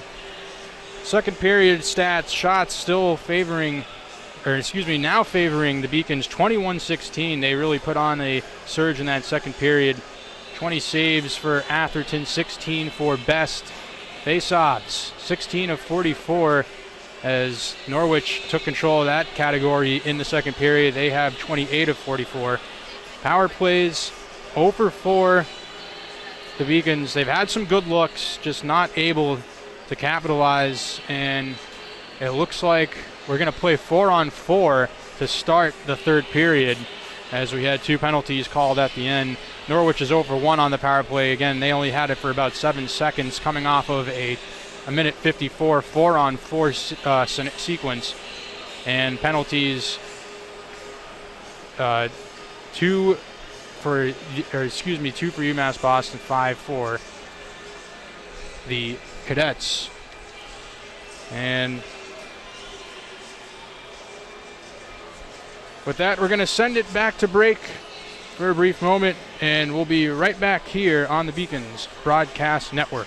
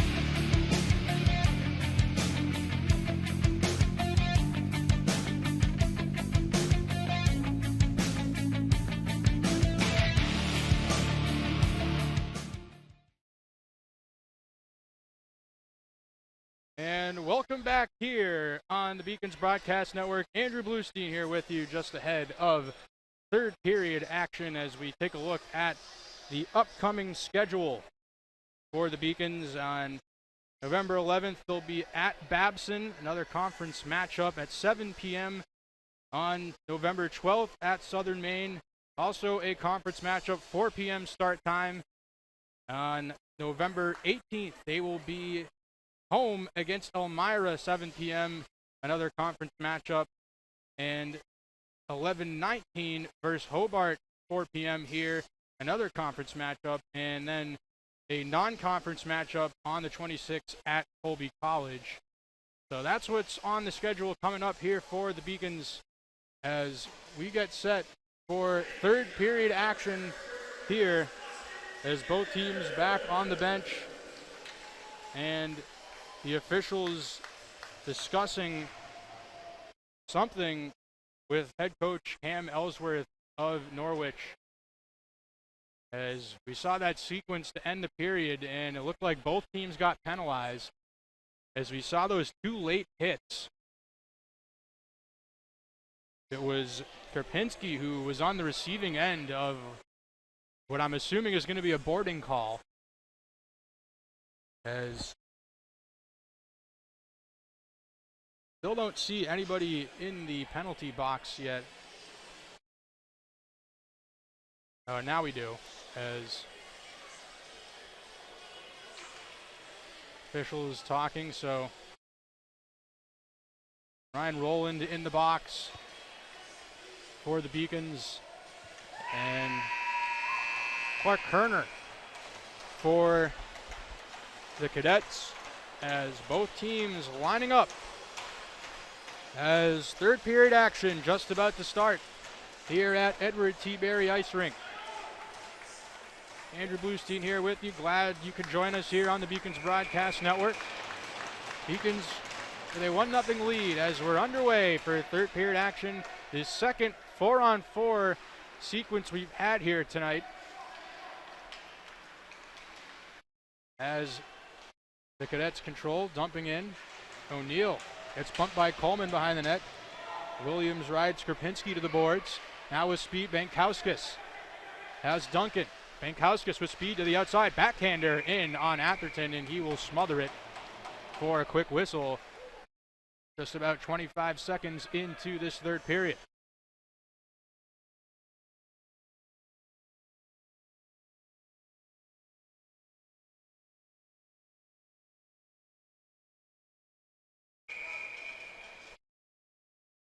So the face-off to the left of Atherton.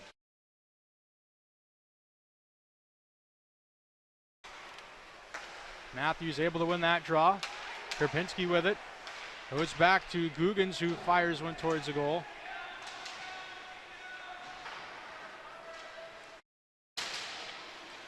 As Norwich tries to chip it out.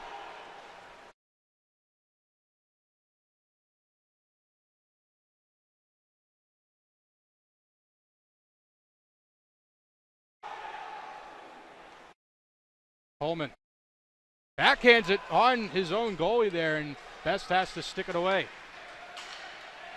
Matthews fires one towards goal, patted away by Atherton. Now Montero with speed. Hits Gaudet on the far side.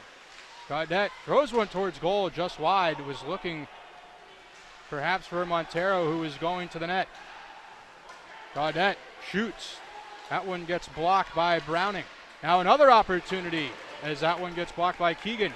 Now a chance the other way. Bankowskis has a breakaway. He's in alone. He shoots. Saved by Atherton.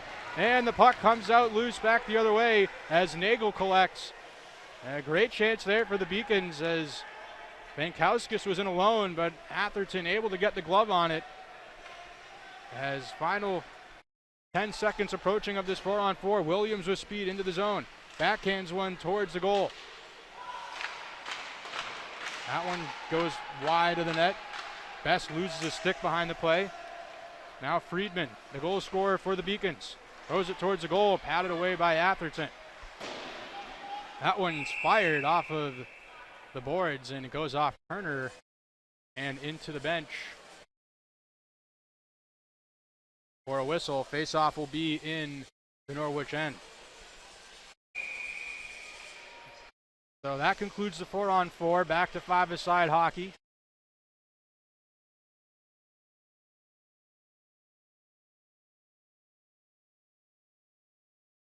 Kerner on the draw with Manzo. Kerner wins it. Now goes to Jones. Now Porman. O'Mara. In the middle to Kerner. Doesn't get through as now Coleman collects the loose puck. He'll flip it towards center. Onto the stick of Kristoff. Kristoff with speed enters the zone, but they're going to say that Manzo was offside on the far side wing. So the faceoff will be in the neutral zone.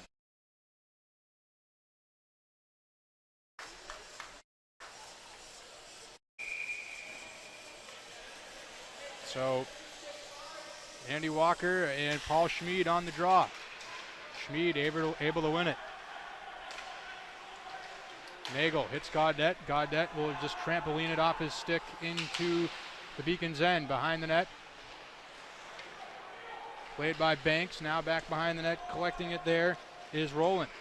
Rowland gets it to Banks. Banks back to Rowland, who approaches, hits Banks through the middle. Banks now going towards the outside, throws one towards goal, and it kind of slid on the frictionless ice in on Atherton, who freezes it for a whistle with 17:03 to go.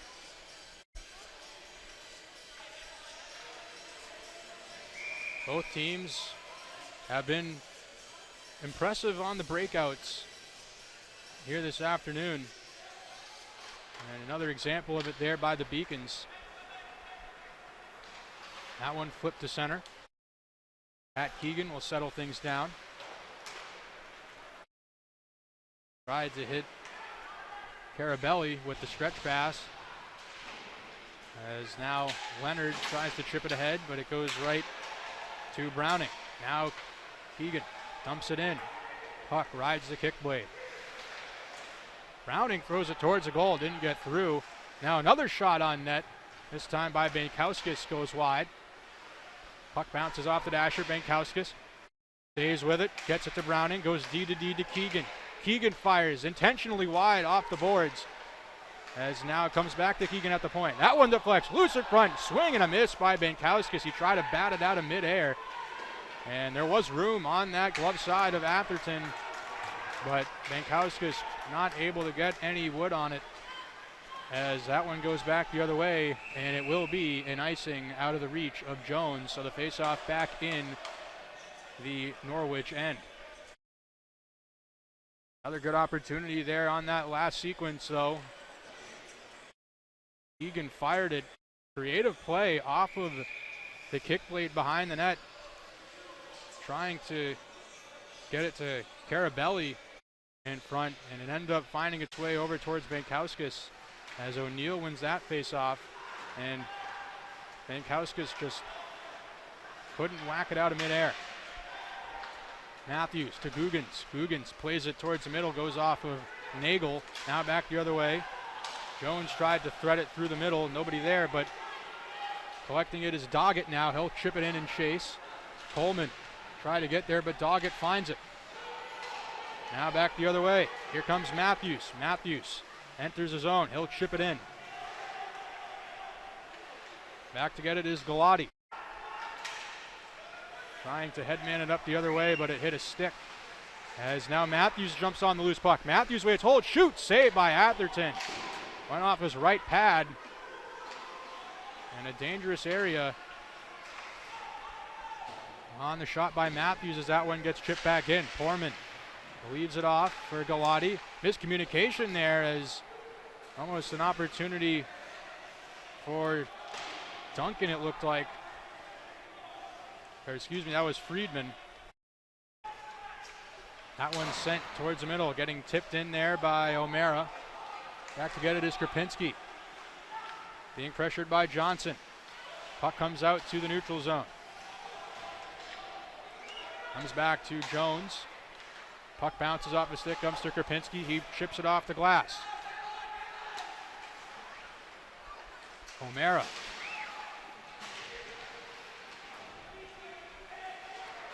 Banks Now Clifton with it. Throws one towards the goal, and a save by Atherton, and he will smother it for a whistle.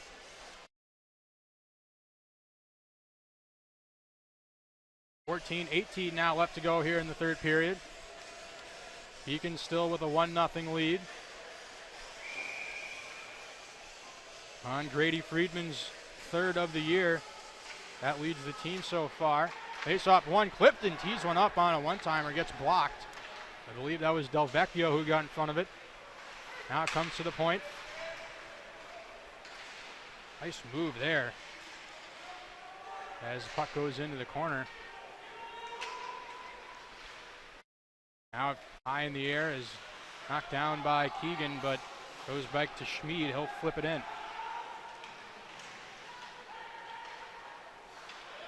Puck goes back to the neutral zone. Montero goes D to Jones. Jones to the red line, flips it in. Keegan back to retrieve. Keegan with plenty of space on the near side. Nice move by Keegan. Through the middle. We'll just chip it in and he'll head off for a change. Nice play there. As now Montero looks to send things the other way. Nice cross-ice pass. Bounces off the stick of Alex Lewis. Now puck will come towards the near side. Leonard flips it behind the net for Lewis, but Coleman's right there to collect it. Coleman reverses it. Goes back to Bogan. Now back the other way. Stepping into one there on the drive by Bordeaux and gloved by Atherton. So the Beacons now have the large margin in the shot department, as looks like Norwich will call a timeout. Cam Ellsworth, as both teams will head to their benches. And smart timeout here by Ellsworth, as his team was tired after that last couple of sequences, or those last couple of sequences by the Beacons, as they've really started to pour it on here. And they started it in the second half of that second period. They really started to take control of the game. And as you see the shots say that as well. And not just the shots, it's been the high danger opportunities we've seen from the Beacons as well. Norwich has had some too. One of them coming in the second period on a great save by Sam Best, who went from his right to his left to rob a great opportunity. Very Tim Thomas-like in his style there on that save. As we come back from the timeout, Ty Matthews wins the face-off. Hugans tried to throw it towards the net, can't. Now Browning tried to, as that one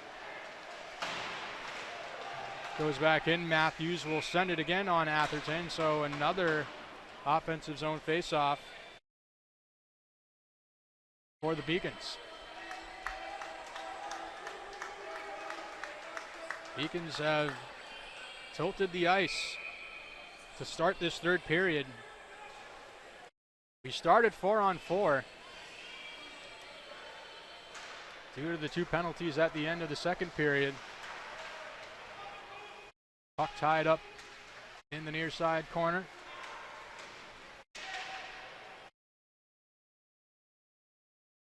Now comes to the point. Keegan had some trouble with it. Goes D to Browning, and he'll just decide to cross corner dump it in, and a partial change for the Beacons. That one's flipped in, no icing. Keegan chips it over. Browning plays it around the boards, and just a bit too far ahead of Friedman, but the Beacons are able to chip it in. Kristoff to collect it on the far side, but he gets canceled out there by Banovitz.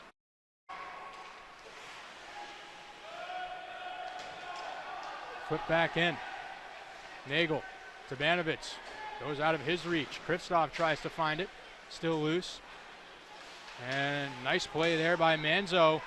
keeping things alive. Now down low, a shot. That goes just wide by Kristoff on the glove side of Atherton. Kristoff with it again. Absorbs the hit from Banovitz, and he'll go to the ice.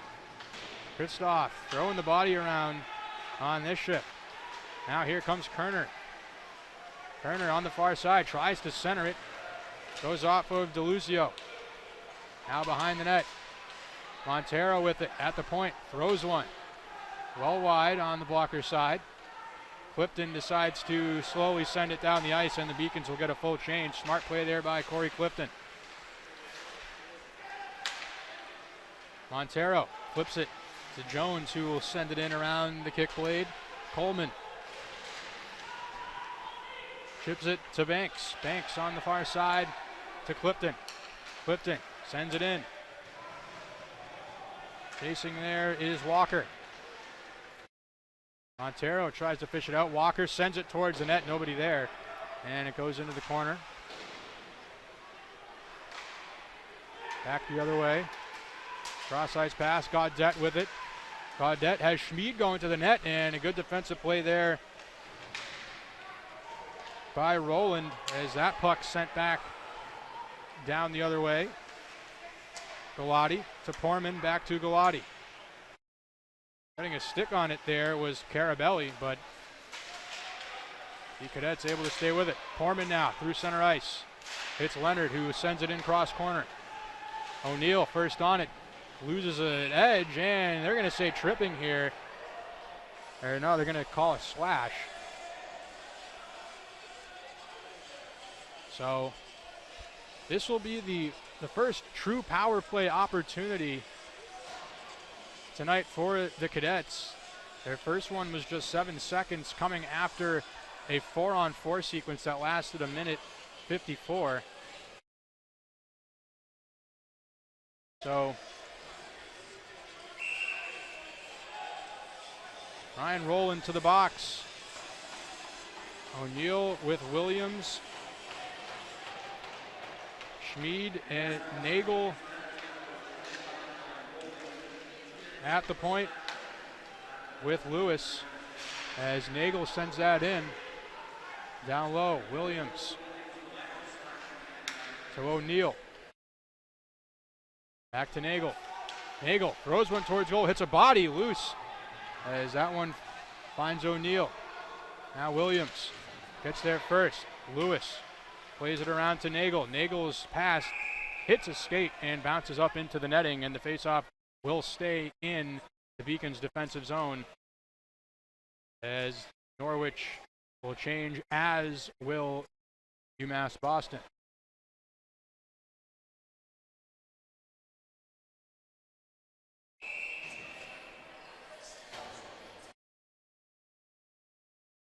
So Kerner on the draw, he wins it. Now back to Portman. Portman to Montero. Down low, centering pass, Portman, saved by Best, getting it with the blocker. Now the puck comes back out to Portman at the point. Now over to Montero. To Kerner, back to Montero in the middle. He shoots, and they score! Deflected in front. I believe that was Johnny Johnson who got his stick on it, and it beats Sam Best, and we're knotted up at 1 here with 9:10 to go in the third period, and that will be a power play goal for the Cadets.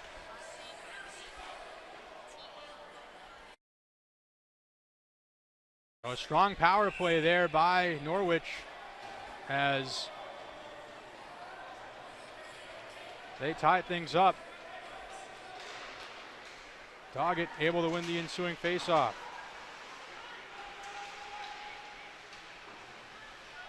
That one flipped up high in the air. Coleman goes D to Bogan.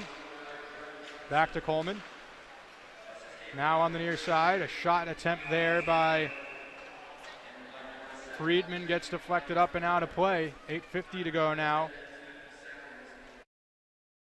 in this third period.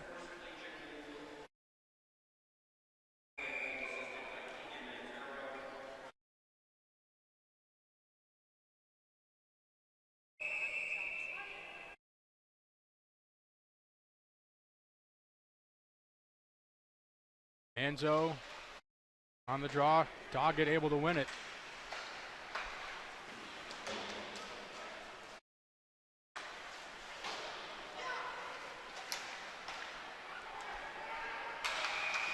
And that is offside. Somebody ahead of the play, I believe it was Bankowskis. So the face-off will be in the neutral zone in front of the Norwich bench, excuse me.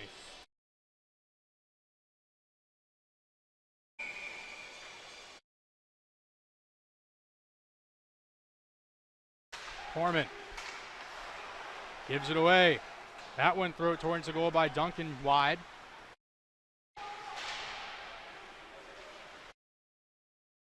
That shot doesn't get through. Collecting it is Matthews. Now Foreman will flip it around to the near side. Guggens loses an edge at the circle. That puck flipped high in the neutral zone. Now back the other way. Lewis a chance. Lewis throws it towards goal. Saved by Best. And the rebound nearly came right to Leonard, but wasn't able to collect it. Rowland. Now another giveaway. Chance in front as that one got blocked. Montero now throws one towards the goal. Looking for another tip was O'Neill, but reading it perfectly was Sam Best. As we get a look at the goal here by Norwich. Foreman doing a good job getting it to Montero. Good puck movement. Montero shooting it from the middle. And you can see a clear deflection in front. Nothing Sam Best could do about that.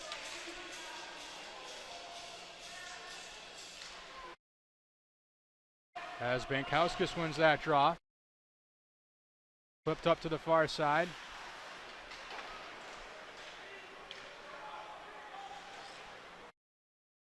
Browning plays that around the boards. Trudeau now ahead to Bankowskis. Bankowskis trying to go towards the net, gets canceled out by Montero. Montero leaves it for Jones. Stretch pass to Schmid. Schmid, nice move in the middle, but barely getting a skate on it was Browning to disrupt that chance.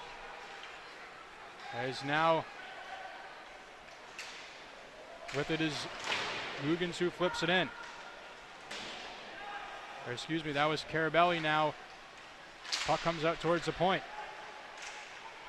Manzo tries to play it through the middle, goes off of a body back to center. Coleman to collect. Gives it to DeLuzio.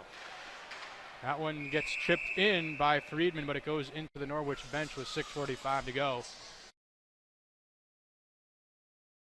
In this third period, all knotted up at 1. Face-off will be at center ice.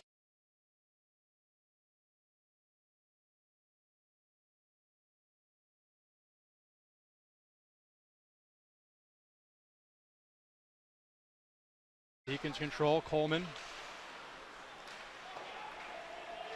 Tried to hit Kristoff. DeLuzio will send it in.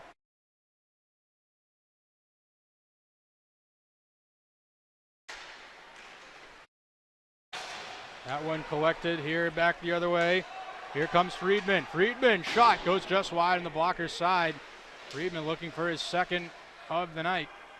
That puck goes all the way back down. No icing, doesn't have enough mustard on it. DeLuzio plays it too far on the near side. Sent back in by Portman. Kristoff now with it. Loses it, stays with it, and will just decide to dump it in, and Beacons will get a change. Portman goes D to D to Galati. Now entering the zone, Jones trying to stay with it, able to find it, tried to center it. Now back the other way. Here comes Matthews. Matthews leaving it off on the chance there by Walker. Backhands it into the gut of Atherton, and he'll smother it with 5:31 to go now in this third period.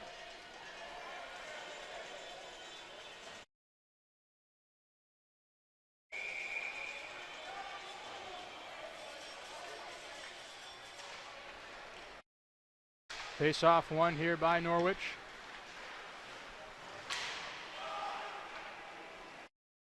O'Neal with it. He'll flip it in. No icing. Krupinski. As O'Neal gets it back. He'll use his defenseman Jones. That one's flipped in. Best will leave it off for Krupinski. Stretch pass for Matthews. Matthews leaves it off for Duncan. Duncan shoots. That one goes off of Banovitz's skates behind the net now, battling for it. Banovitz able to come out with it and get it to Nagel. Nagel flips it to center ice. Keegan had some trouble with it. Now a chance for O'Neal. Gets it in the middle for O'Mara, and that's going to be a hook. And Best still makes a big save, sprawling out on the ice. But Norwich will go back to the power play, which they scored their goal on.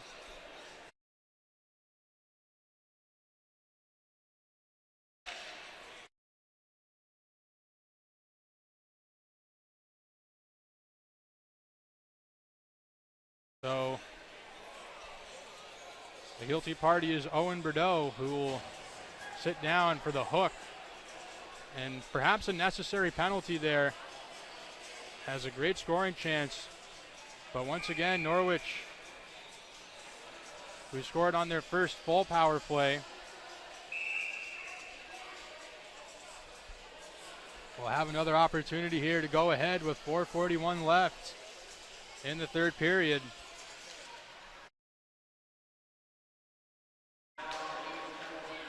Egan's able to win the draw. Bankowskis with speed. Bankowskis working on Poorman. Gets around him. Nice move. Looking to center it, as he had Carabelli, but Bankowskis couldn't find him until it was too late, and the passing lane wasn't there. Kerner to O'Mara. Gets it through to Kerner. Kerner tries to throw it in front, but Carabelli right there, and that one's sent all the way down the ice as the Beacons will get a full change. 1:26 now to go on the power play for the Cadets.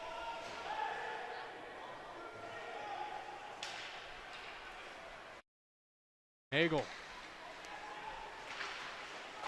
That one sent in by Williams. That one deflected by Duncan back to center. Williams gives it away to Banks, but Norwich collects. Now Nagel through center ice, chips it to Williams on the far side, too far ahead of him. Coleman on it first. Tries to send it around the boards, but it goes off O'Neal, and Norwich able to keep it in. Galati now at the point. His shot, that gets blocked by Banks. Back to center. 40 seconds now to go on the power play.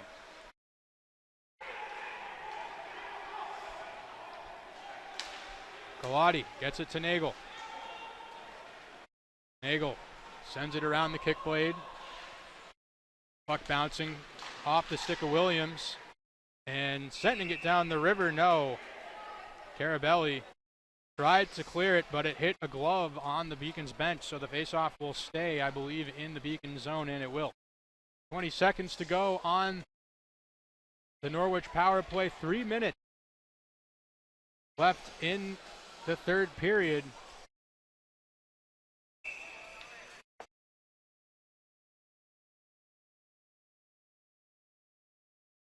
Turner wins the draw for Poorman, gets it to Montero. Down low, Norwich working with it. Johnson to Kerner, now Montero. Back to Kerner. Kerner cross ice to Poorman. Pass was too hot to handle as the penalty will expire. Vulnerable minute now though, however. Shot on net goes wide, as Bogan may have got a piece of that with his stick. So we're back to 5-a-side here, but Beacons have some tired penalty killers on the ice. Puck comes out in front. Kerner a shot. He scores! Clark Kerner, the leading goal scorer for the Norwich University Cadets, in the vulnerable minute after the Beacons had killed the penalty with their penalty killer still on the ice. Kerner puts it past Best, and Norwich leads it with 2:25 to go, 2-1. So the Beacons now have just 2:25 to tie this game up, and not what they wanted. And now they're up the ice quickly. That one's dumped in by Friedman. Friedman has it, loses it, stays with it, gets it to the point. Sapinski throws it to the net. Now centering pass. Almost goes off Atherton, but it went behind the net. 2 minutes now to go. We'll look to see if Best will go off for the extra attacker. Jones tries to headman it up. They can't get it out though, as it goes right to Coleman. Nice move down low by Kristoff. That one sent to the line but kept in by Coleman. Coleman fires that one, goes wide. 1:35 now approaching to go. Coleman banks it off the boards. Sam Best still in his net. Kept in though, shot, blockered away, still loose in front. Friedman wheels, turns, and can't pull the trigger as he fanned on it as it comes back to Krapinski. But he gives it away. Back comes O'Neill. O'Neill goes to the net, tries the wraparound. Puck rolls off his stick. Kristoff tries to move it ahead, but it's sent right back in by Leonard. Coleman gets bodied in the corner. Williams now comes out with it. Williams reverses it behind the net. O'Neill, exactly what the Cadets want here is they're just killing time, and the Beacons have some tired guys out there as well. The Cadets taking advantage of it as they have yet to get Sam Best out of the net for the extra attacker. As that puck deflects high in the air, another chance in front by Leonard, and a great save by Best. And I believe the net was off before anyways, so I don't think it would have counted. And not what the Beacons wanted there, as they had some tired guys on the ice, and you can see Norwich taking advantage of that, just moving the puck, trying to kill as much clock as they can. And Peter Belial will take his time out with 37 seconds here, and the Beacons will still have to exit their own end, as the faceoff will be to the right of their own net. Excuse me, to the left of their own net.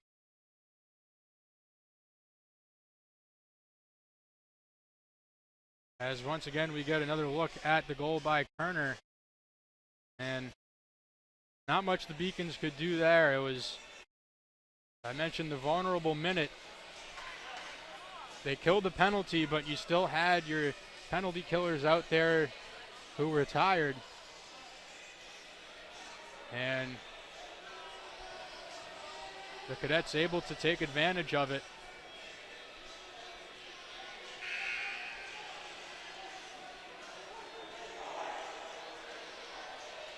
Kerner now has 4 goals on the season. He scored 2 goals in Norwich's last game at Johnson and Wales. And he also scored one against Endicott in their first game of the season. So Kerner now has a goal in all 3 of Norwich's games to start the season. Kerner out of Kansas City, Missouri, played his junior hockey for the New Jersey Rockets, one of the premier junior hockey organizations on the East Coast. As the officials look to fix the net here. So 37 seconds left. Walker able to win the faceoff. Beacons control it. Coleman plays it around, and the puck banked off of Manzo's stick, and the Cadets get it right back. Centering pass goes off of the extended paddle there of Best. There goes Best off of the extra attacker, but it gets disrupted, and O'Neill looks to send things towards the empty net to end it. Final 15 now. Last rush for the Beacons. Matthews, as that one hits the linesman, comes out of the zone, as Coleman has to wait for the Beacons to clear it, fires it towards goal, and that will do it. as Norwich will go to 3-0 on the season, and the Beacons will drop to 1-3. And a tough loss here today is up until about the final, I'd say 6-7 minutes of that third period, the Beacons really had tilted the ice in their favor. They got the first goal, and they were pouring on the attack, but ultimately one power play goal, and you could, I guess, call it a power play goal, as Norwich scored in the vulnerable minute after the Beacons had just killed a penalty with tired penalty killers out there. And the score ends in a 2-1 for Norwich. We'll step aside here for a brief break, and we'll be right back for final stats on the Beacons Broadcast Network. Something I discovered in myself is that if I have a goal, I can accomplish it. It's a well-rounded experience. At a Division III school, you primarily a student athlete, so the school is really shaped around you developing yourself as a complete individual. It helps a lot that you have a family with your team that can guide you.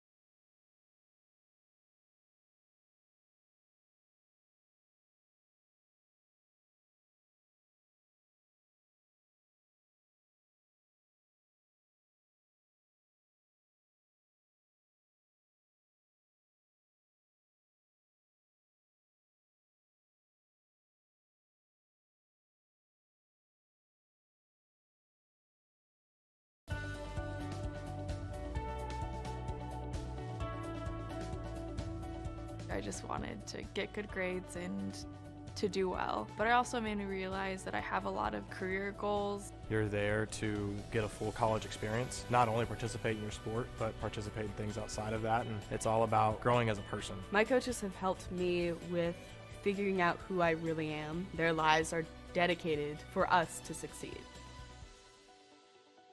I'm the first undergraduate alumnus to lead this university. I'm very proud of that. I was literally able to transform my life because of the University of Massachusetts, and I want that for every single student that walks through the door.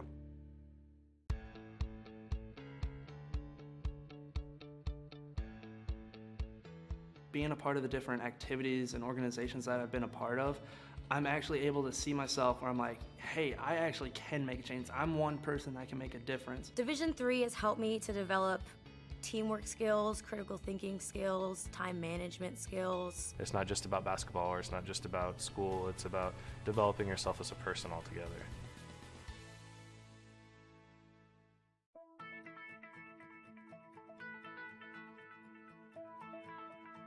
College has given me the flexibility to pursue my passions and my interests, and I've recreated my identity for myself aside from just being an athlete. My greatest personal discovery has been that I am capable of doing things that I didn't know I was capable of doing. To be able to study what I wanted to and continue to play the sport I love, all of those things came together very nicely in one package in Division III. I did receive a non-athletic scholarship upon entering school. I got the presidential scholarship, which was huge for me. I think there's more opportunities for academic scholarships in Division III. I did receive academic scholarships. Just being involved on campus, being a leader, all those things combined kind of get me recognized. It's a great experience for me.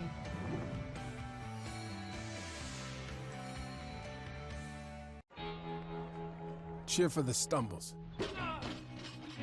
the he shoulda had that's, and the tears that linger. For in those moments, greatness lies. There, you will find the provoked, the determined, the unified. It's in those moments that champions are born. The University of Massachusetts Boston, with its scenic oceanfront campus, easily accessible to downtown Boston, is recognized as a model of excellence for urban public universities. 16 NCAA Division III sports are part of the more than 100 student organizations that create an engaging campus life in America's biggest and best college town, UMass Boston, Boston's urban public research university for the 21st century. Division III allows you to give yourself to other things. Having that free time allows me to pursue the things that I want to pursue. Division III athletics affords students the opportunity to, engage in the other interests in their campus and in their lives outside of that sport. It allows you to just be able to do everything you want to do. I wouldn't change it for the world.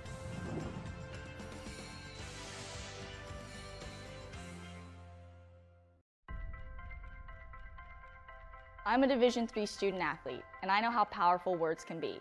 The term gay doesn't mean stupid, lame, or less than. So I pledge to speak up if I hear the term gay used in a derogatory way or any other homophobic terms. If you can play in Division III. I'm a Division III student athlete, and my teammates unconditionally accepted me as part of their family. So now I pledge to do the same for others. If you can play in Division III.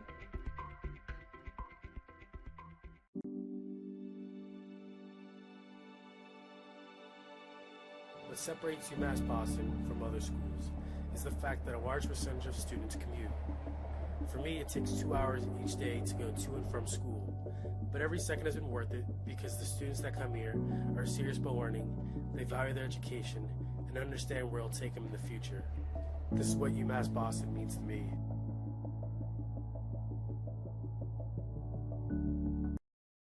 And welcome back here. Andrew Bluestein here with you after a 2-1 final score, Norwich defeating UMass Boston. As we look at our final stats of the game, Beacons 34-22 in the shot department. They outshot Norwich and honestly probably had the better scoring chances as well. Norwich just capitalizing on the power play.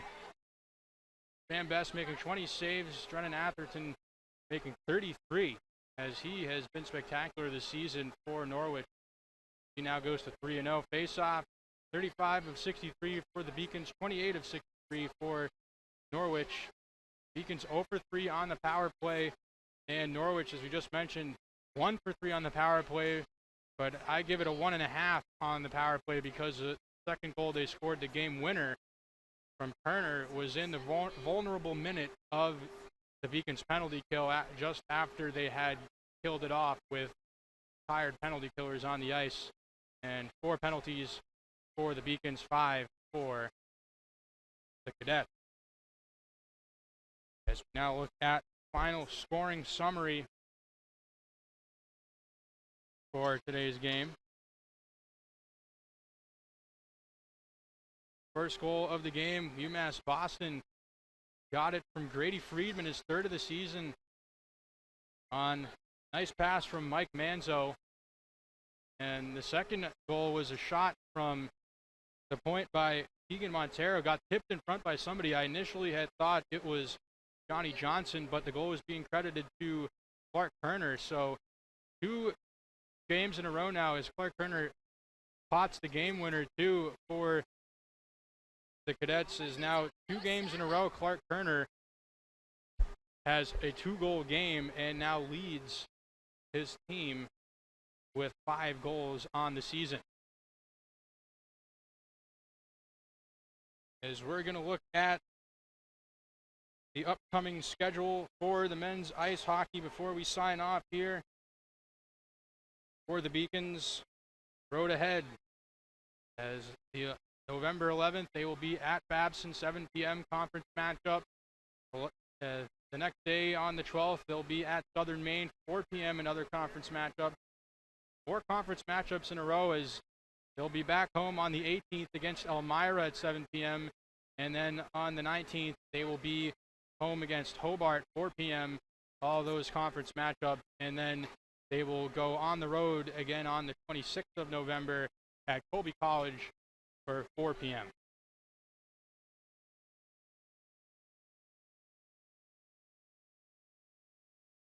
And with that, we'll close things out here from Edward T. Berry Ice Rink. Just want to thank our productions team tonight. Producer Michael Vesey, directors Steve Braga. I'm Andrew Bluestein on your play-by-play. Camera operators Jackson Snyder, Boston Burris, Gina Albano. On graphic, Pam Landry, and replay, Elena Albano. And with that, we'll wrap things up. Once again, I'm Andrew Bluestein. Your final score, the Norwich University Cadets 2, the UMass Boston Beacons 1, as they now drop to 1-3 on the season. And that will do it. Enjoy the rest of your evening and weekend, everybody. Good night.